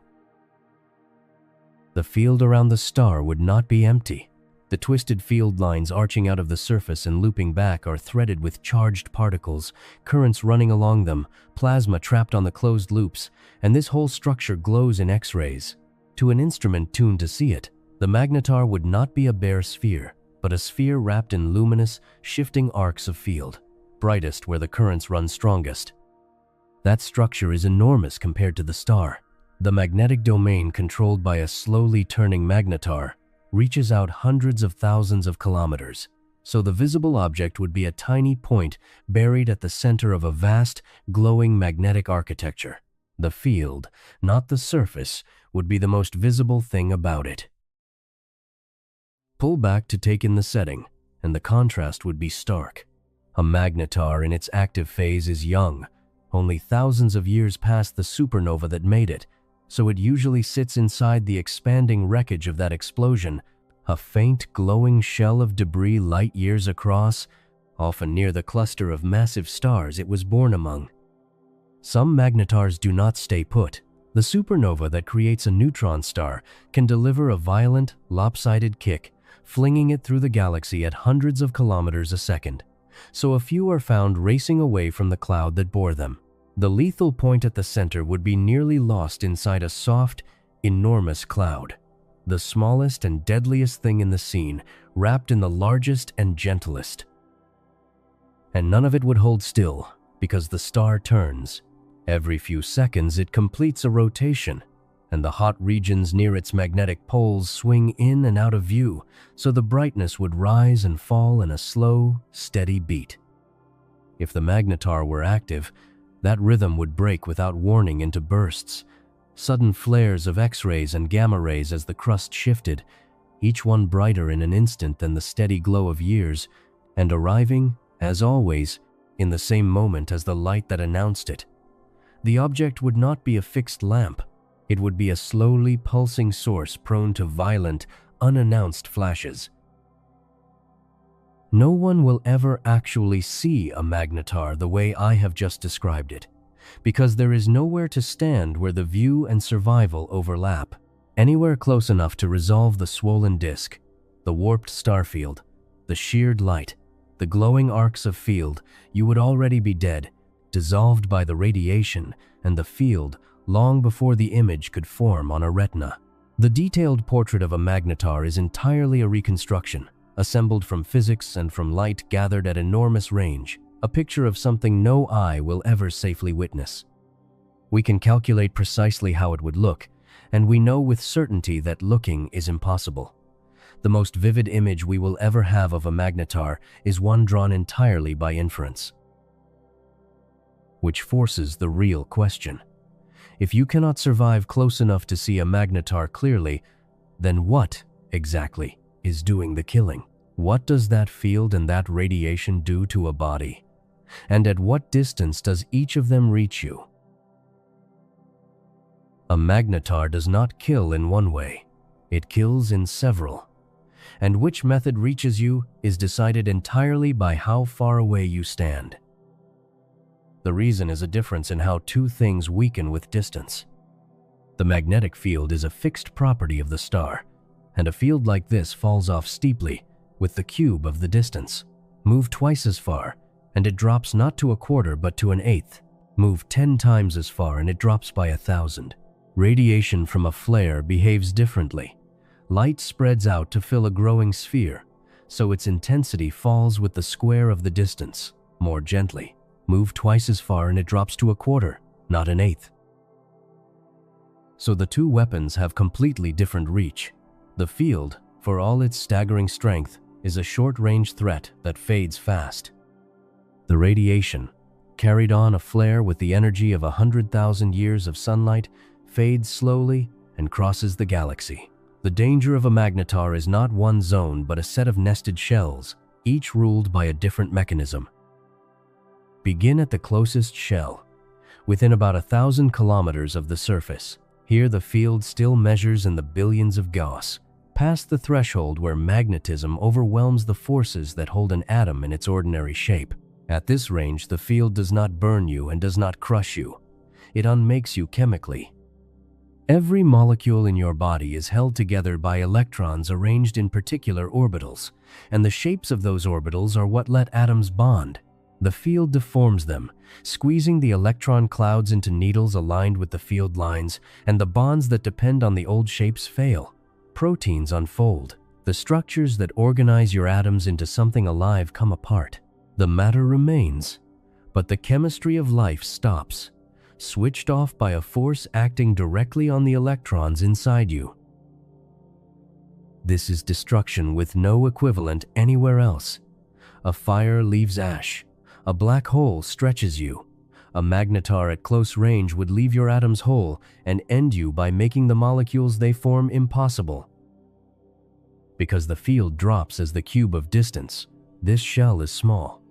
1,000 kilometers is nothing on the scale of space, less than the width of many countries. But the field does not simply vanish past it. There is a wider zone, out to tens of thousands of kilometers, where the field is far too weak to threaten a body yet still strong enough to ruin any machine, inducing currents that would overwhelm electronics and fry a spacecraft's systems long before it reached the crew. Even out at 100,000 kilometers, where the field could not move a compass needle, it could still erase the magnetic strip on a credit card. The field is the most powerful force in the known universe and also one of the most local. Its lethal reach ends almost before interstellar distances begin. The next shell is set not by the field, but by the flare, and it reaches vastly farther, out to something like 10 light-years. At that range, a giant flare delivers, in a fraction of a second, a dose of radiation large enough to kill. The lethal whole-body dose for a human is around 4 or 5 sieverts. A medical scan delivers a few thousandths of that. A giant flare at 10 light-years would deliver several sieverts to anything unshielded on the daylit side of a planet, 1,000 times a medical scan, all at once. The gamma rays would pass straight through walls and bodies, ionizing atoms, breaking the bonds in living tissue, shredding the DNA in every cell. And it would be silent. Gamma rays trigger no sensation, so there would be no flash, no heat, no sound, no warning of any kind, because the radiation and the light that would tell you it had happened are the same thing, arriving together. You would feel nothing as the dose landed, and only days later would the body begin to fail. A planet's own magnetic field, which deflects ordinary particles, offers almost no defense against radiation this energetic. It is a solar flare amplified millions of times. Farther out, to a few hundred light-years, the flare can no longer deliver a killing dose directly, but it can still end a world by a slower route. The gamma rays striking the top of an atmosphere drive chemical reactions that destroy ozone, the thin layer of molecules that shields a planet's surface from its own sun's ultraviolet light. A strong enough flare could strip away much of that ozone in a single stroke, and ozone reforms only over years. During those years, the planet's own star becomes the threat. Its ultraviolet light, normally absorbed high in the atmosphere, would reach the surface unfiltered, damaging the simplest links at the base of the food chain, the plankton and plants that everything else depends on. The Magnetar would not need to touch the surface. It would only need to remove the shield and let the planet's own ultraviolet light do the rest. This is the same kind of mechanism proposed for nearby stellar explosions and tied by some researchers to a mass extinction on Earth hundreds of millions of years ago. There is one more variable beyond distance, and it cuts both ways. A giant flare is not perfectly even in all directions. The trapped fireball and the twisted field channels some of the output into preferred directions, so the same flare can strike harder along one line and softer along another. A planet might sit at a lethal distance and be partly spared by facing the wrong way, or sit farther out and be caught in the brunt of the beam. Distance sets the shell. Orientation decides where in the shell the real edge of danger falls.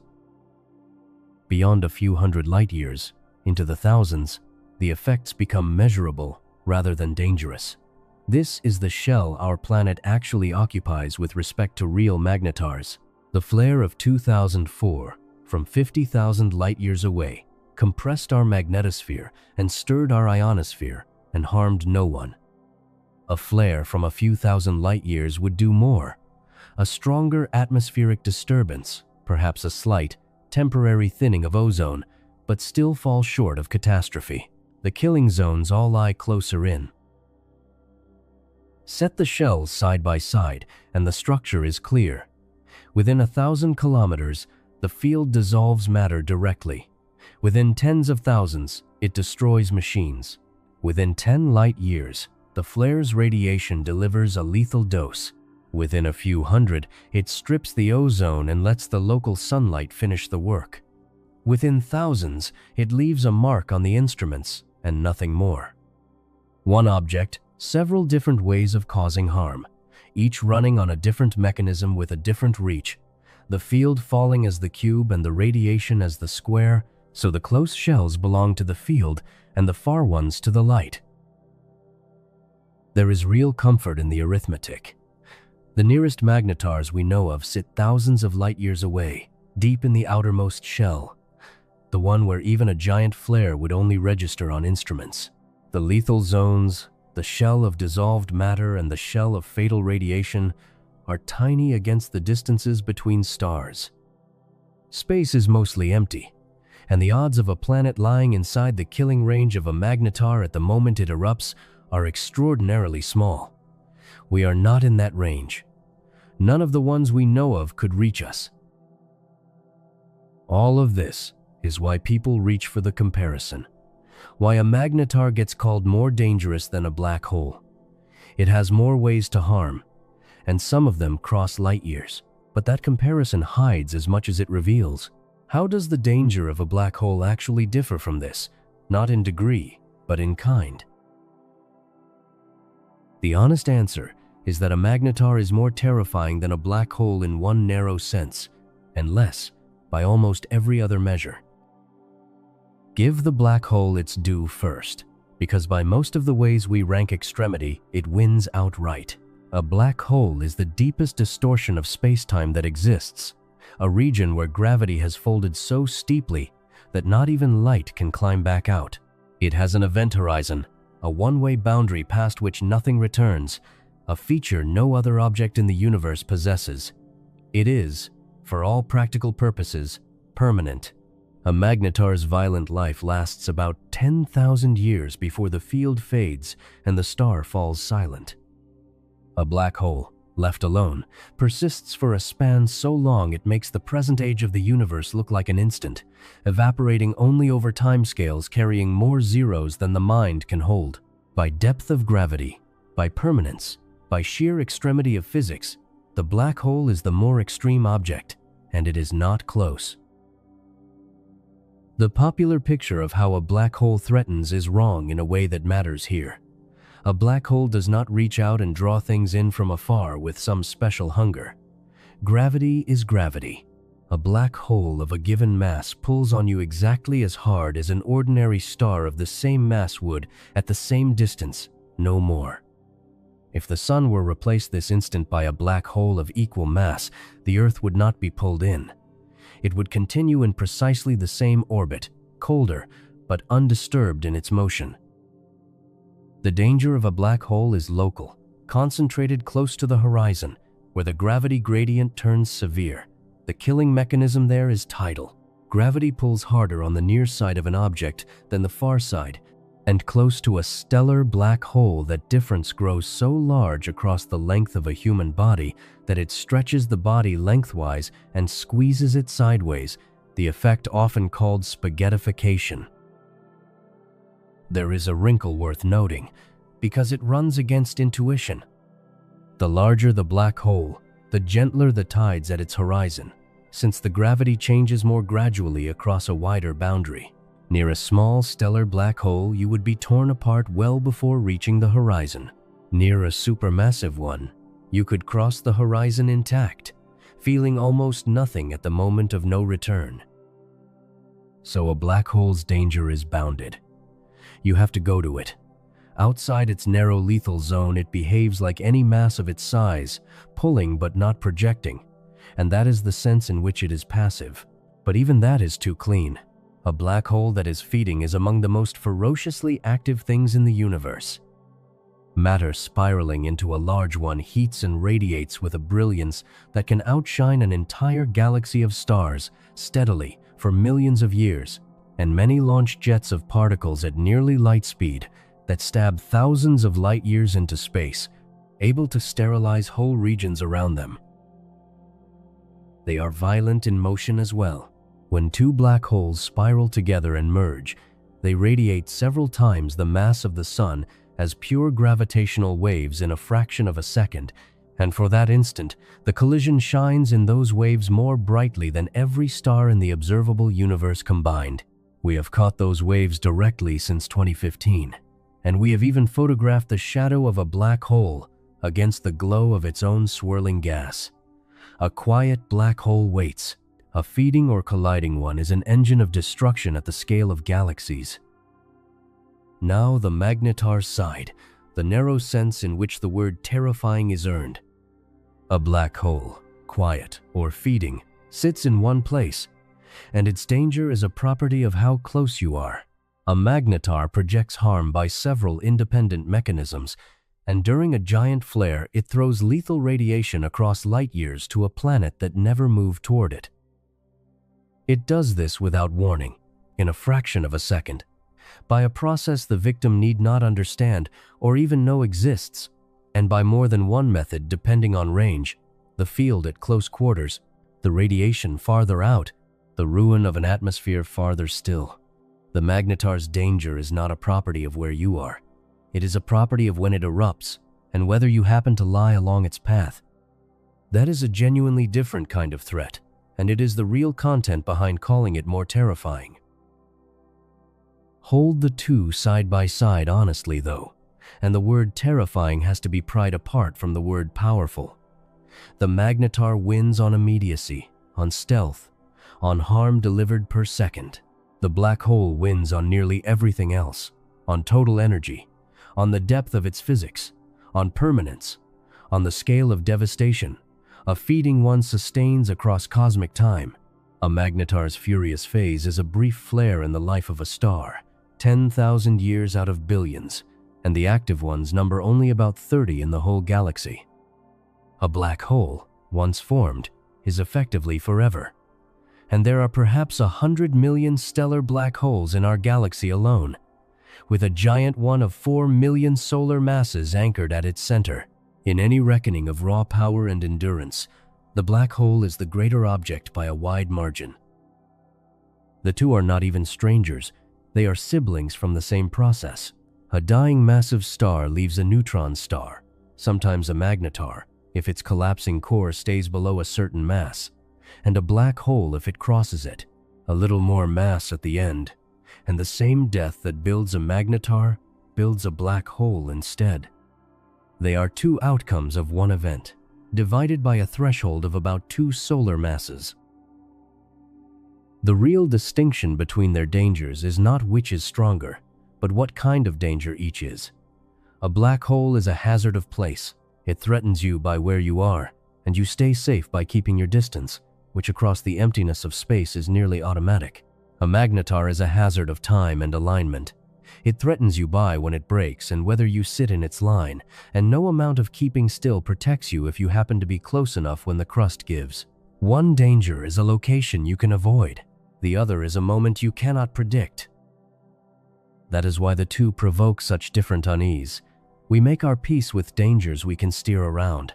We are far less easy with a danger that arrives on its own schedule, from a source we cannot see, by a mechanism that gives no signal until it has already struck. A black hole at least announces itself, by the glow of its feeding and the bending of light around it. A quiet magnetar gives nothing away until it erupts. The magnetar is not the more powerful object. It is the one that behaves least like a place and most like an event. None of this changes the practical reality, which is the same for both. Their killing zones are minute against the distances between stars. No black hole and no magnetar known to us sits anywhere near close enough to harm the Earth, and the chance of either reaching us in any human lifetime is vanishingly small. The comparison is a way of understanding two kinds of extremity, not a warning about either. Which leaves the question building quietly under all of this.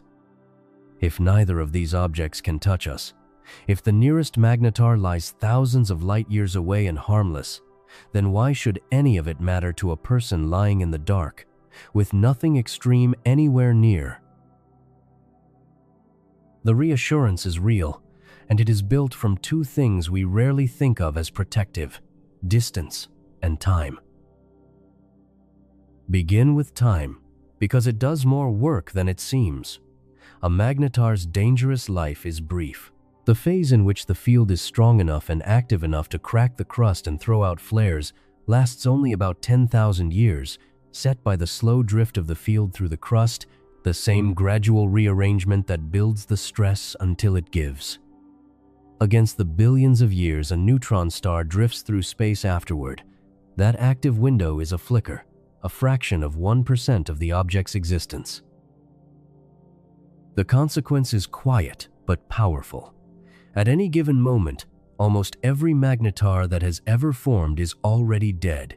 The galaxy holds perhaps tens of millions of them, and the overwhelming majority have long since cooled, their fields decayed, their crusts settled, drifting silent and harmless through the dark, the ones still capable of a giant flare, the ones that could in principle harm anything, number only a few dozen. The universe produces these objects often, but their dangerous phase is short, so the dangerous ones are always a vanishing fraction of the whole. Now distance, which does the rest. The nearest magnetars we know of lie several thousand light-years away. Set that against the killing zones from earlier. The shell in which a giant flare delivers a lethal dose reaches out about 10 light-years. The shell in which it can strip an atmosphere's ozone reaches a few hundred. The nearest active magnetar sits thousands of light-years beyond even that outer shell, far outside any range where it could do real harm. And distance is not a passive gap. It is an active shield, because radiation thins with the square of how far it travels.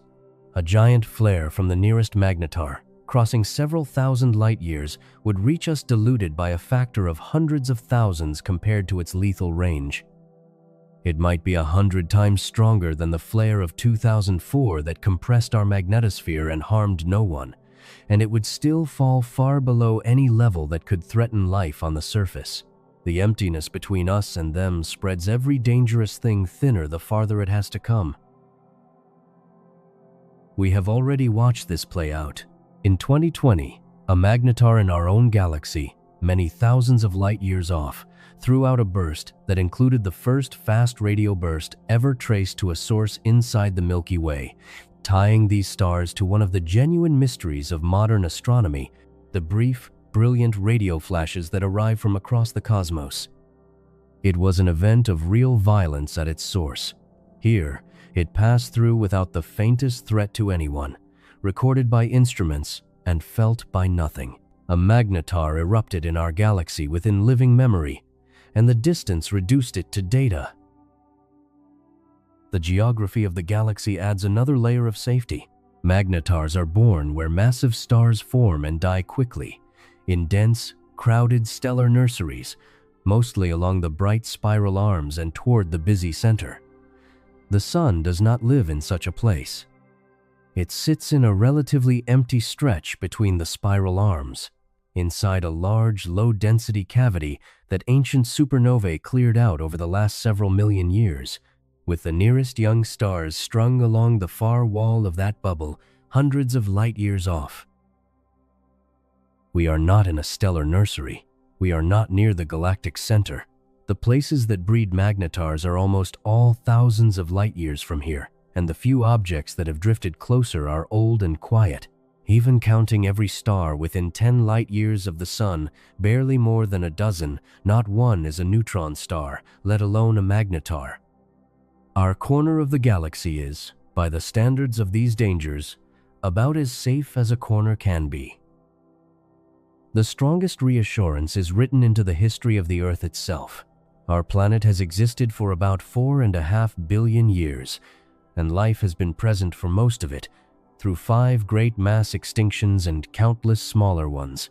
Not one of those extinctions has ever been firmly traced to a magnetar, or to any blast of radiation from space.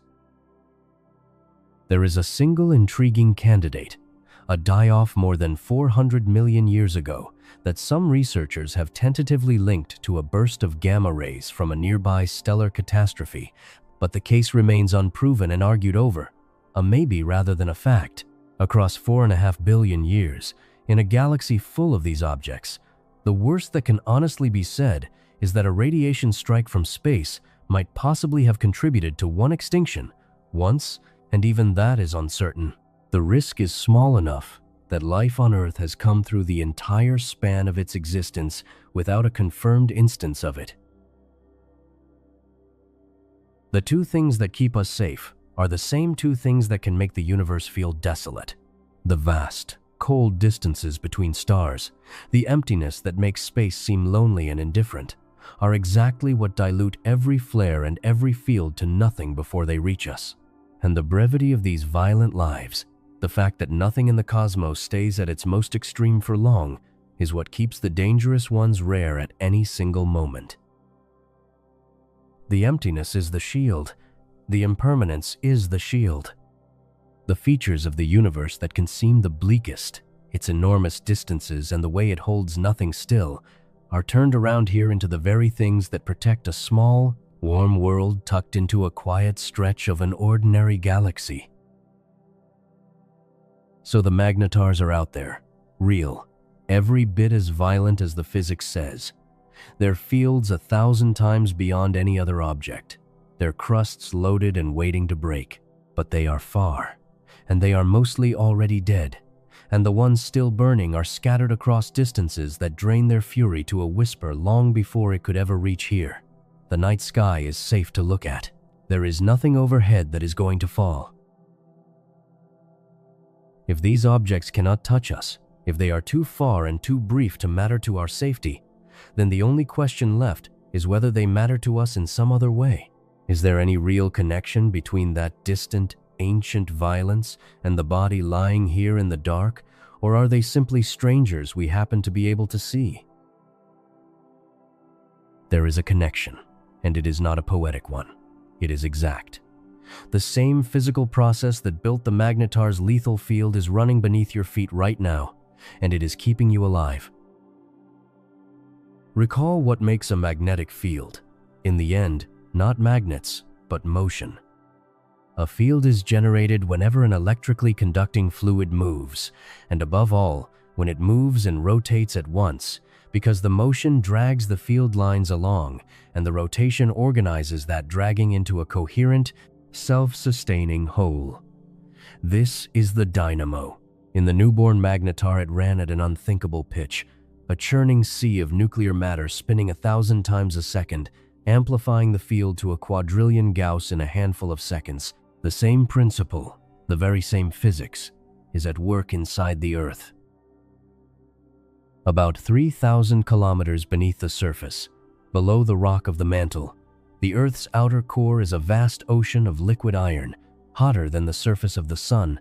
We know it is liquid because earthquakes send waves through the planet, and the way those waves bend and stop reveals a molten layer wrapped around a solid inner core at the center.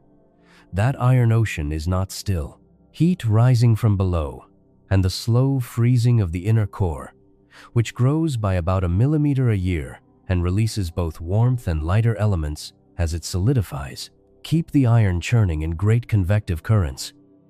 The whole thing turns once a day with the planet, and the rotation bends those currents through the same Coriolis effect that shaped the convection in the newborn neutron star. A rotating, convecting, conducting fluid. That is a dynamo, and it generates the Earth's magnetic field, the half-Gauss field that has turned compasses for as long as there have been compasses. That field works for you every moment of your life. It reaches beyond the atmosphere and forms a magnetic shield around the whole planet, deflecting the constant stream of charged particles off the sun and much of the cosmic radiation drifting in from deep space. Without it, that radiation would strike the upper atmosphere directly, stripping it away over time and reaching the surface in far greater quantity. You have very likely seen this shield at work. The aurora, the curtains of green and red light near the poles, is the visible sign of it. The moment when particles from the sun are funneled down the field lines and crash into the upper atmosphere, lighting it up. That quiet glow in a northern sky is the same shield made visible that a Magnetar's flare compressed from 50,000 light-years away in the event this whole story began with. The thing the distant monster reached out and dented is the thing that paints the auroras and keeps the air on this world. You can see what the loss of such a dynamo means by looking at Mars. Mars once had a churning, conducting core and a magnetic field of its own, still written into the magnetism frozen in its oldest crust. Then, around 4 billion years ago, its smaller core cooled too far, the convection slowed, and the dynamo shut down. The field faded. And once the shield was gone, the solar wind had open access to the Martian air and stripped much of it away into space over the following ages, leaving the thin, cold atmosphere and the dry surface we find today. A planet's ability to hold on to its air, and perhaps its ability to hold on to life, can hinge on whether a sea of metal is still moving in its core. The Earth's dynamo is still turning. Mars lost the same machine we still run, and the gulf between the two worlds is, in large part, the gulf between a dynamo that kept going and one that stopped. So the same mechanism builds both the deadliest field in the universe and the gentle shield over your head, and the only difference is the setting. The Magnetar's dynamo was fast, fed by a millisecond spin and a sea of nuclear matter, and it produced a field 2,000 trillion times stronger than the Earth's. Violent enough to crack the star and reach across the galaxy, then burned out in a geological instant. The Earth's dynamo is slow, weak, and patient, producing a field you cannot feel, running quietly for billions of years with billions more to go. The same physics stretched across 15 factors of 10, the same span as the ladder of fields from earlier. Same equation. Wildly different numbers. One outcome destroys, the other protects. The dynamo is not rare. It is one of the most common processes in the universe. It runs in the sun, where moving plasma generates the field that drives the 11-year cycle of sunspots, and the flares our own field then deflects. It runs in Jupiter, which carries the strongest planetary field in the solar system. It runs, in slow and tangled form, across the whole galaxy, threading the space between the stars with faint magnetism. Magnetism born from motion is everywhere, on every scale, from the iron beneath your feet to the plasma of stars to the gas of entire galaxies. The Magnetar is not a freak intrusion into an otherwise orderly cosmos. It is the most extreme expression of a process that is also, in its quiet form, the reason this planet is livable at all. The same family of physics, running at one extreme, makes the most dangerous object known. Running at another, it makes a home. And the Earth's version is not frozen or finished. The field shifts and wanders. It has weakened measurably, even over the last 2 centuries, and has grown thin in places, and over the long reaches of time it does something stranger still. Every few 100,000 years, on no fixed schedule, the entire field reverses, north and south trading places, the last full reversal having happened around 780,000 years ago. We can read that history directly in the rocks of the sea floor, which recorded the direction of the field as they hardened, laying down stripe after stripe of flipped and reflipped magnetism on either side of the ridges where new crust is born. The dynamo under your feet is a living, changing thing, turning and drifting and now and then reversing. And at this moment in its long history, it is simply doing its quiet work, holding the shield in place while you lie here. The connection, then, is real, and it runs deep. The Magnetar and the Earth are not strangers separated by an unbridgeable gulf. They are 2 settings of one physical process, the distant violence and the nearby protection written in the same law. But the kinship goes deeper than the dynamo. The Magnetar was born in the death of a massive star, in a supernova that forged the heavy elements and scattered them across space, and that origin reaches into your body more literally than any analogy. What part of the Magnetar's beginning is actually inside you, right now, as you breathe in the dark? The part of the Magnetar's beginning that is inside you is the matter itself. The iron moving through your blood was forged in the death of a star. in the same kind of death that leaves a Magnetar behind. To see how literal that is, go back to the very beginning. The Big Bang produced almost nothing that you are made of. It made hydrogen and helium and the barest trace of the next lightest element, and then it was over. No carbon, no oxygen, no nitrogen, no iron, none of the atoms that build a living body. For the first stretch of cosmic history, the universe was a thin fog of the two lightest gases and nothing more. Every heavier atom that exists, every one in your hands and your bones and your blood, was manufactured later, inside stars. And yet the Big Bang did leave something in you. The hydrogen in every molecule of water in your body, 2 atoms in each, is primordial, made in the first minutes of the universe and never altered since. The lightest part of you is the oldest matter there is, nearly 14 billion years old, and it has been inside countless stars and clouds before it arrived here.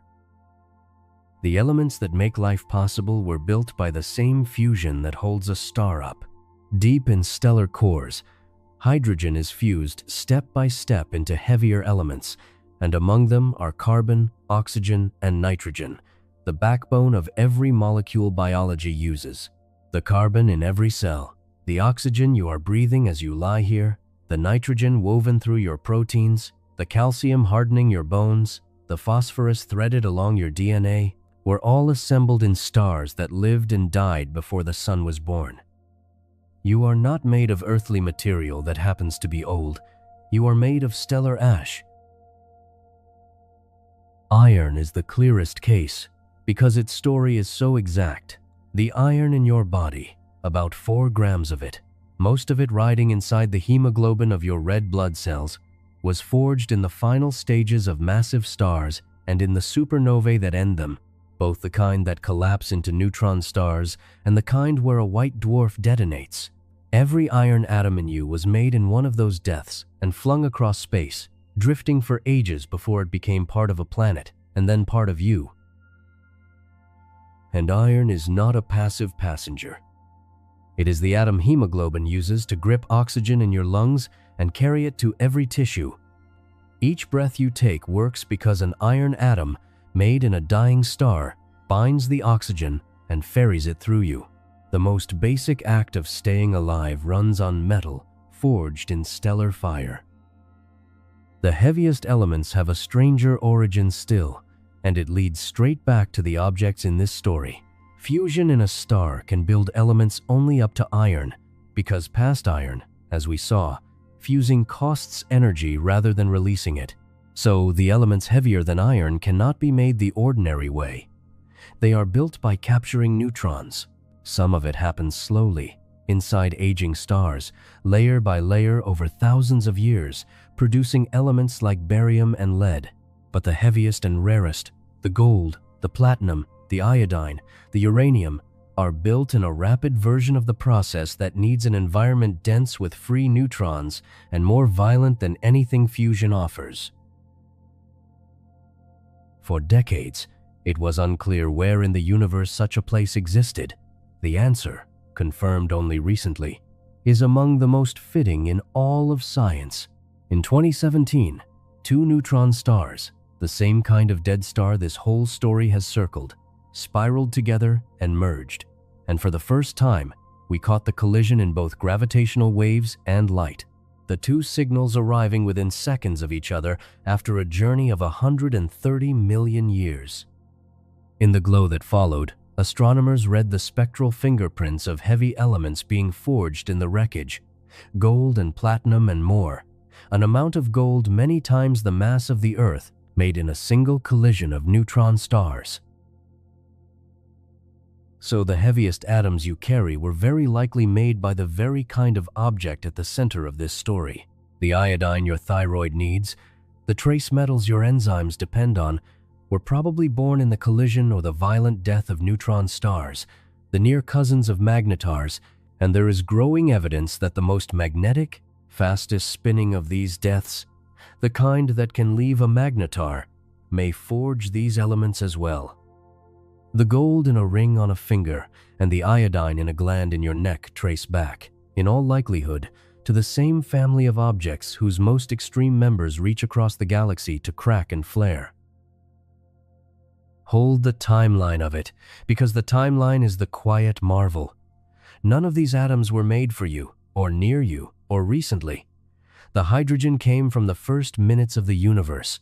The carbon and oxygen and iron came from stars that died before the sun existed, scattering their ash into a vast cloud. The gold and the heavy trace metals came from the collisions of stellar corpses. And 4.5 billion years ago, an enriched cloud carrying all of it collapsed to form the sun, the planets, and eventually the material that became living things. Your body is not the leftover of a single star. It is an anthology of cosmic history, primordial gas and stellar fire, and the wreckage of neutron stars, gathered into one warm, breathing form. And the link closes cleanly on the Magnetar.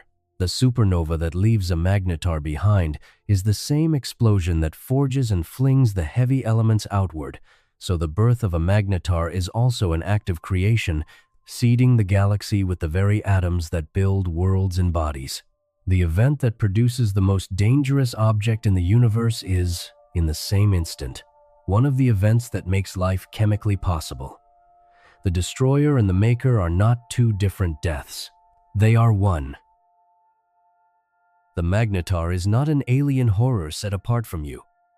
It is a relative, made by the same kind of stellar death that assembled the iron in your blood and the ballistic gen in your breath, standing on the far violent side of a process whose gentle products are lying here in the dark, breathing. So, as you lie here, with iron forged in a dead star moving through your veins, a dynamo of liquid metal turning slowly beneath you, and the whole long story of these objects laid out from the flash that opened it to the matter that ties them to you, there is one thing left to settle. After all of it, what is the single thought to carry down into sleep? The single thought is this: everything in the story you have just heard is also here, in this room, in your own body, in a gentler form, and that is the whole of the comfort. Begin with what is moving in you right now. In every red blood cell you carry, about 1 billion atoms of iron sit cradled in hemoglobin, and you hold something like 25 trillion of those cells. Every one of those iron atoms was forged in the death of a star, in the kind of supernova that can leave a Magnetar behind, and scattered across space long before the Earth existed. Trace the path of a single one of them. Made in the last day of a dying star, flung out in the explosion, adrift in a cold cloud for billions of years, folded into the gas that became the sun and its planets, locked into the rock of a young Earth, drawn up through soil and root and the food you have eaten, carried into your marrow, and set at last inside a cell that is this moment, binding oxygen and ferrying it to your slowing heart. A journey of billions of years, ending quietly in your bloodstream tonight. And the body does not waste it. As old cells break down, the iron is salvaged and used again. The same ancient atoms passed from cell to cell for the whole of your life. The fire that built the most dangerous object in the universe also built the metal carrying the breath into you as you lie here. Take a breath now, and notice what it actually is. The oxygen you draw in was forged in stars, and the iron that seizes it inside you was forged in stars. So each breath is a meeting of two kinds of stellar ash, doing together the simplest work there is, keeping you alive. The act of breathing is stellar chemistry, carried out in the dark, without effort, all night long. Beneath you, far below the floor, the dynamo is turning. The ocean of liquid iron in the Earth's core is moving as it has for billions of years, and out of that slow motion comes the magnetic field that wraps the whole planet. That field is over you now, reaching far past the atmosphere, turning aside the wind of particles from the sun and much of the radiation from deep space. The same shield a Magnetar once pressed inward from across the galaxy, doing its silent work above you while you lie still. It is the same kind of dynamo that built the Magnetar's lethal field, running here in its gentlest setting. its only effect on your night to keep you safe without your ever feeling it. Above that field is the night sky, and you can look at it without any fear at all. Somewhere among those points of light, scattered through the dark, are the Magnetars. Most are long since gone quiet, cooled and silent. Their violence finished ages ago. The few still burning lie thousands of light years away, far beyond any distance from which they could reach you, their fury drained to nothing by the emptiness it would have to cross. There is nothing overhead that is going to fall. The distance is the mercy, and the distance is vast, and you are resting safely underneath all of it. The Magnetar shines. When it shines, in X-rays and gamma rays, the most violent light there is. You also shine. Your warm body gives off light constantly, a soft infrared glow of about 100 watts, the gentlest end of the very same spectrum the Magnetar hurls across the galaxy. You are, in the harmless way, a faint, warm star of your own, glowing quietly into the room. The difference between the deadliest object in the universe and the warmth of your own skin in the dark is not a difference of kind. It is only a difference of degree along one unbroken scale of light. Even the rhythms rhyme. The Magnetar in that first story turned once every 7.5 seconds, and we received that beat written in gamma rays, the spin of a dead star reaching us across 50,000 years. Your heart beats about once a second, moving the star-forged iron quietly through you, a rhythm of the same universe, on the gentle side of it, here, now, in the warm dark. So hold the whole of it together, lightly, as you drift. The iron in your blood, made in a dying star. The dynamo beneath you, turning out the shield overhead. The far Magnetars, ancient and distant and harmless, the faint warm light your own body gives off into the room.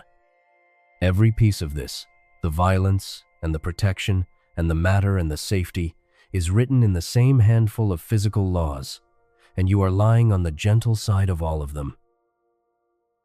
The most terrifying object in the galaxy turned out not to be a stranger. It is a relative, born of the same deaths that made you, shaped by the same dynamo that shields you, shining in the same light you give off yourself. What is it worth to know that the fiercest light in the sky and the warmth in your own chest are the same physics, only kinder here? That is the thought to carry down. Not that the universe is dangerous, though in its far reaches it is, but that the same forces that make it dangerous are the ones that made you and hold you safe, and that the gulf between you and the violence is so wide and so kind that you can close your eyes beneath it without a single worry tonight. Thank you for spending this quiet hour here, for staying curious in the dark instead of turning away from it. There is something rare in choosing to spend a stretch of night thinking carefully through something real, and I am glad to have done it with you.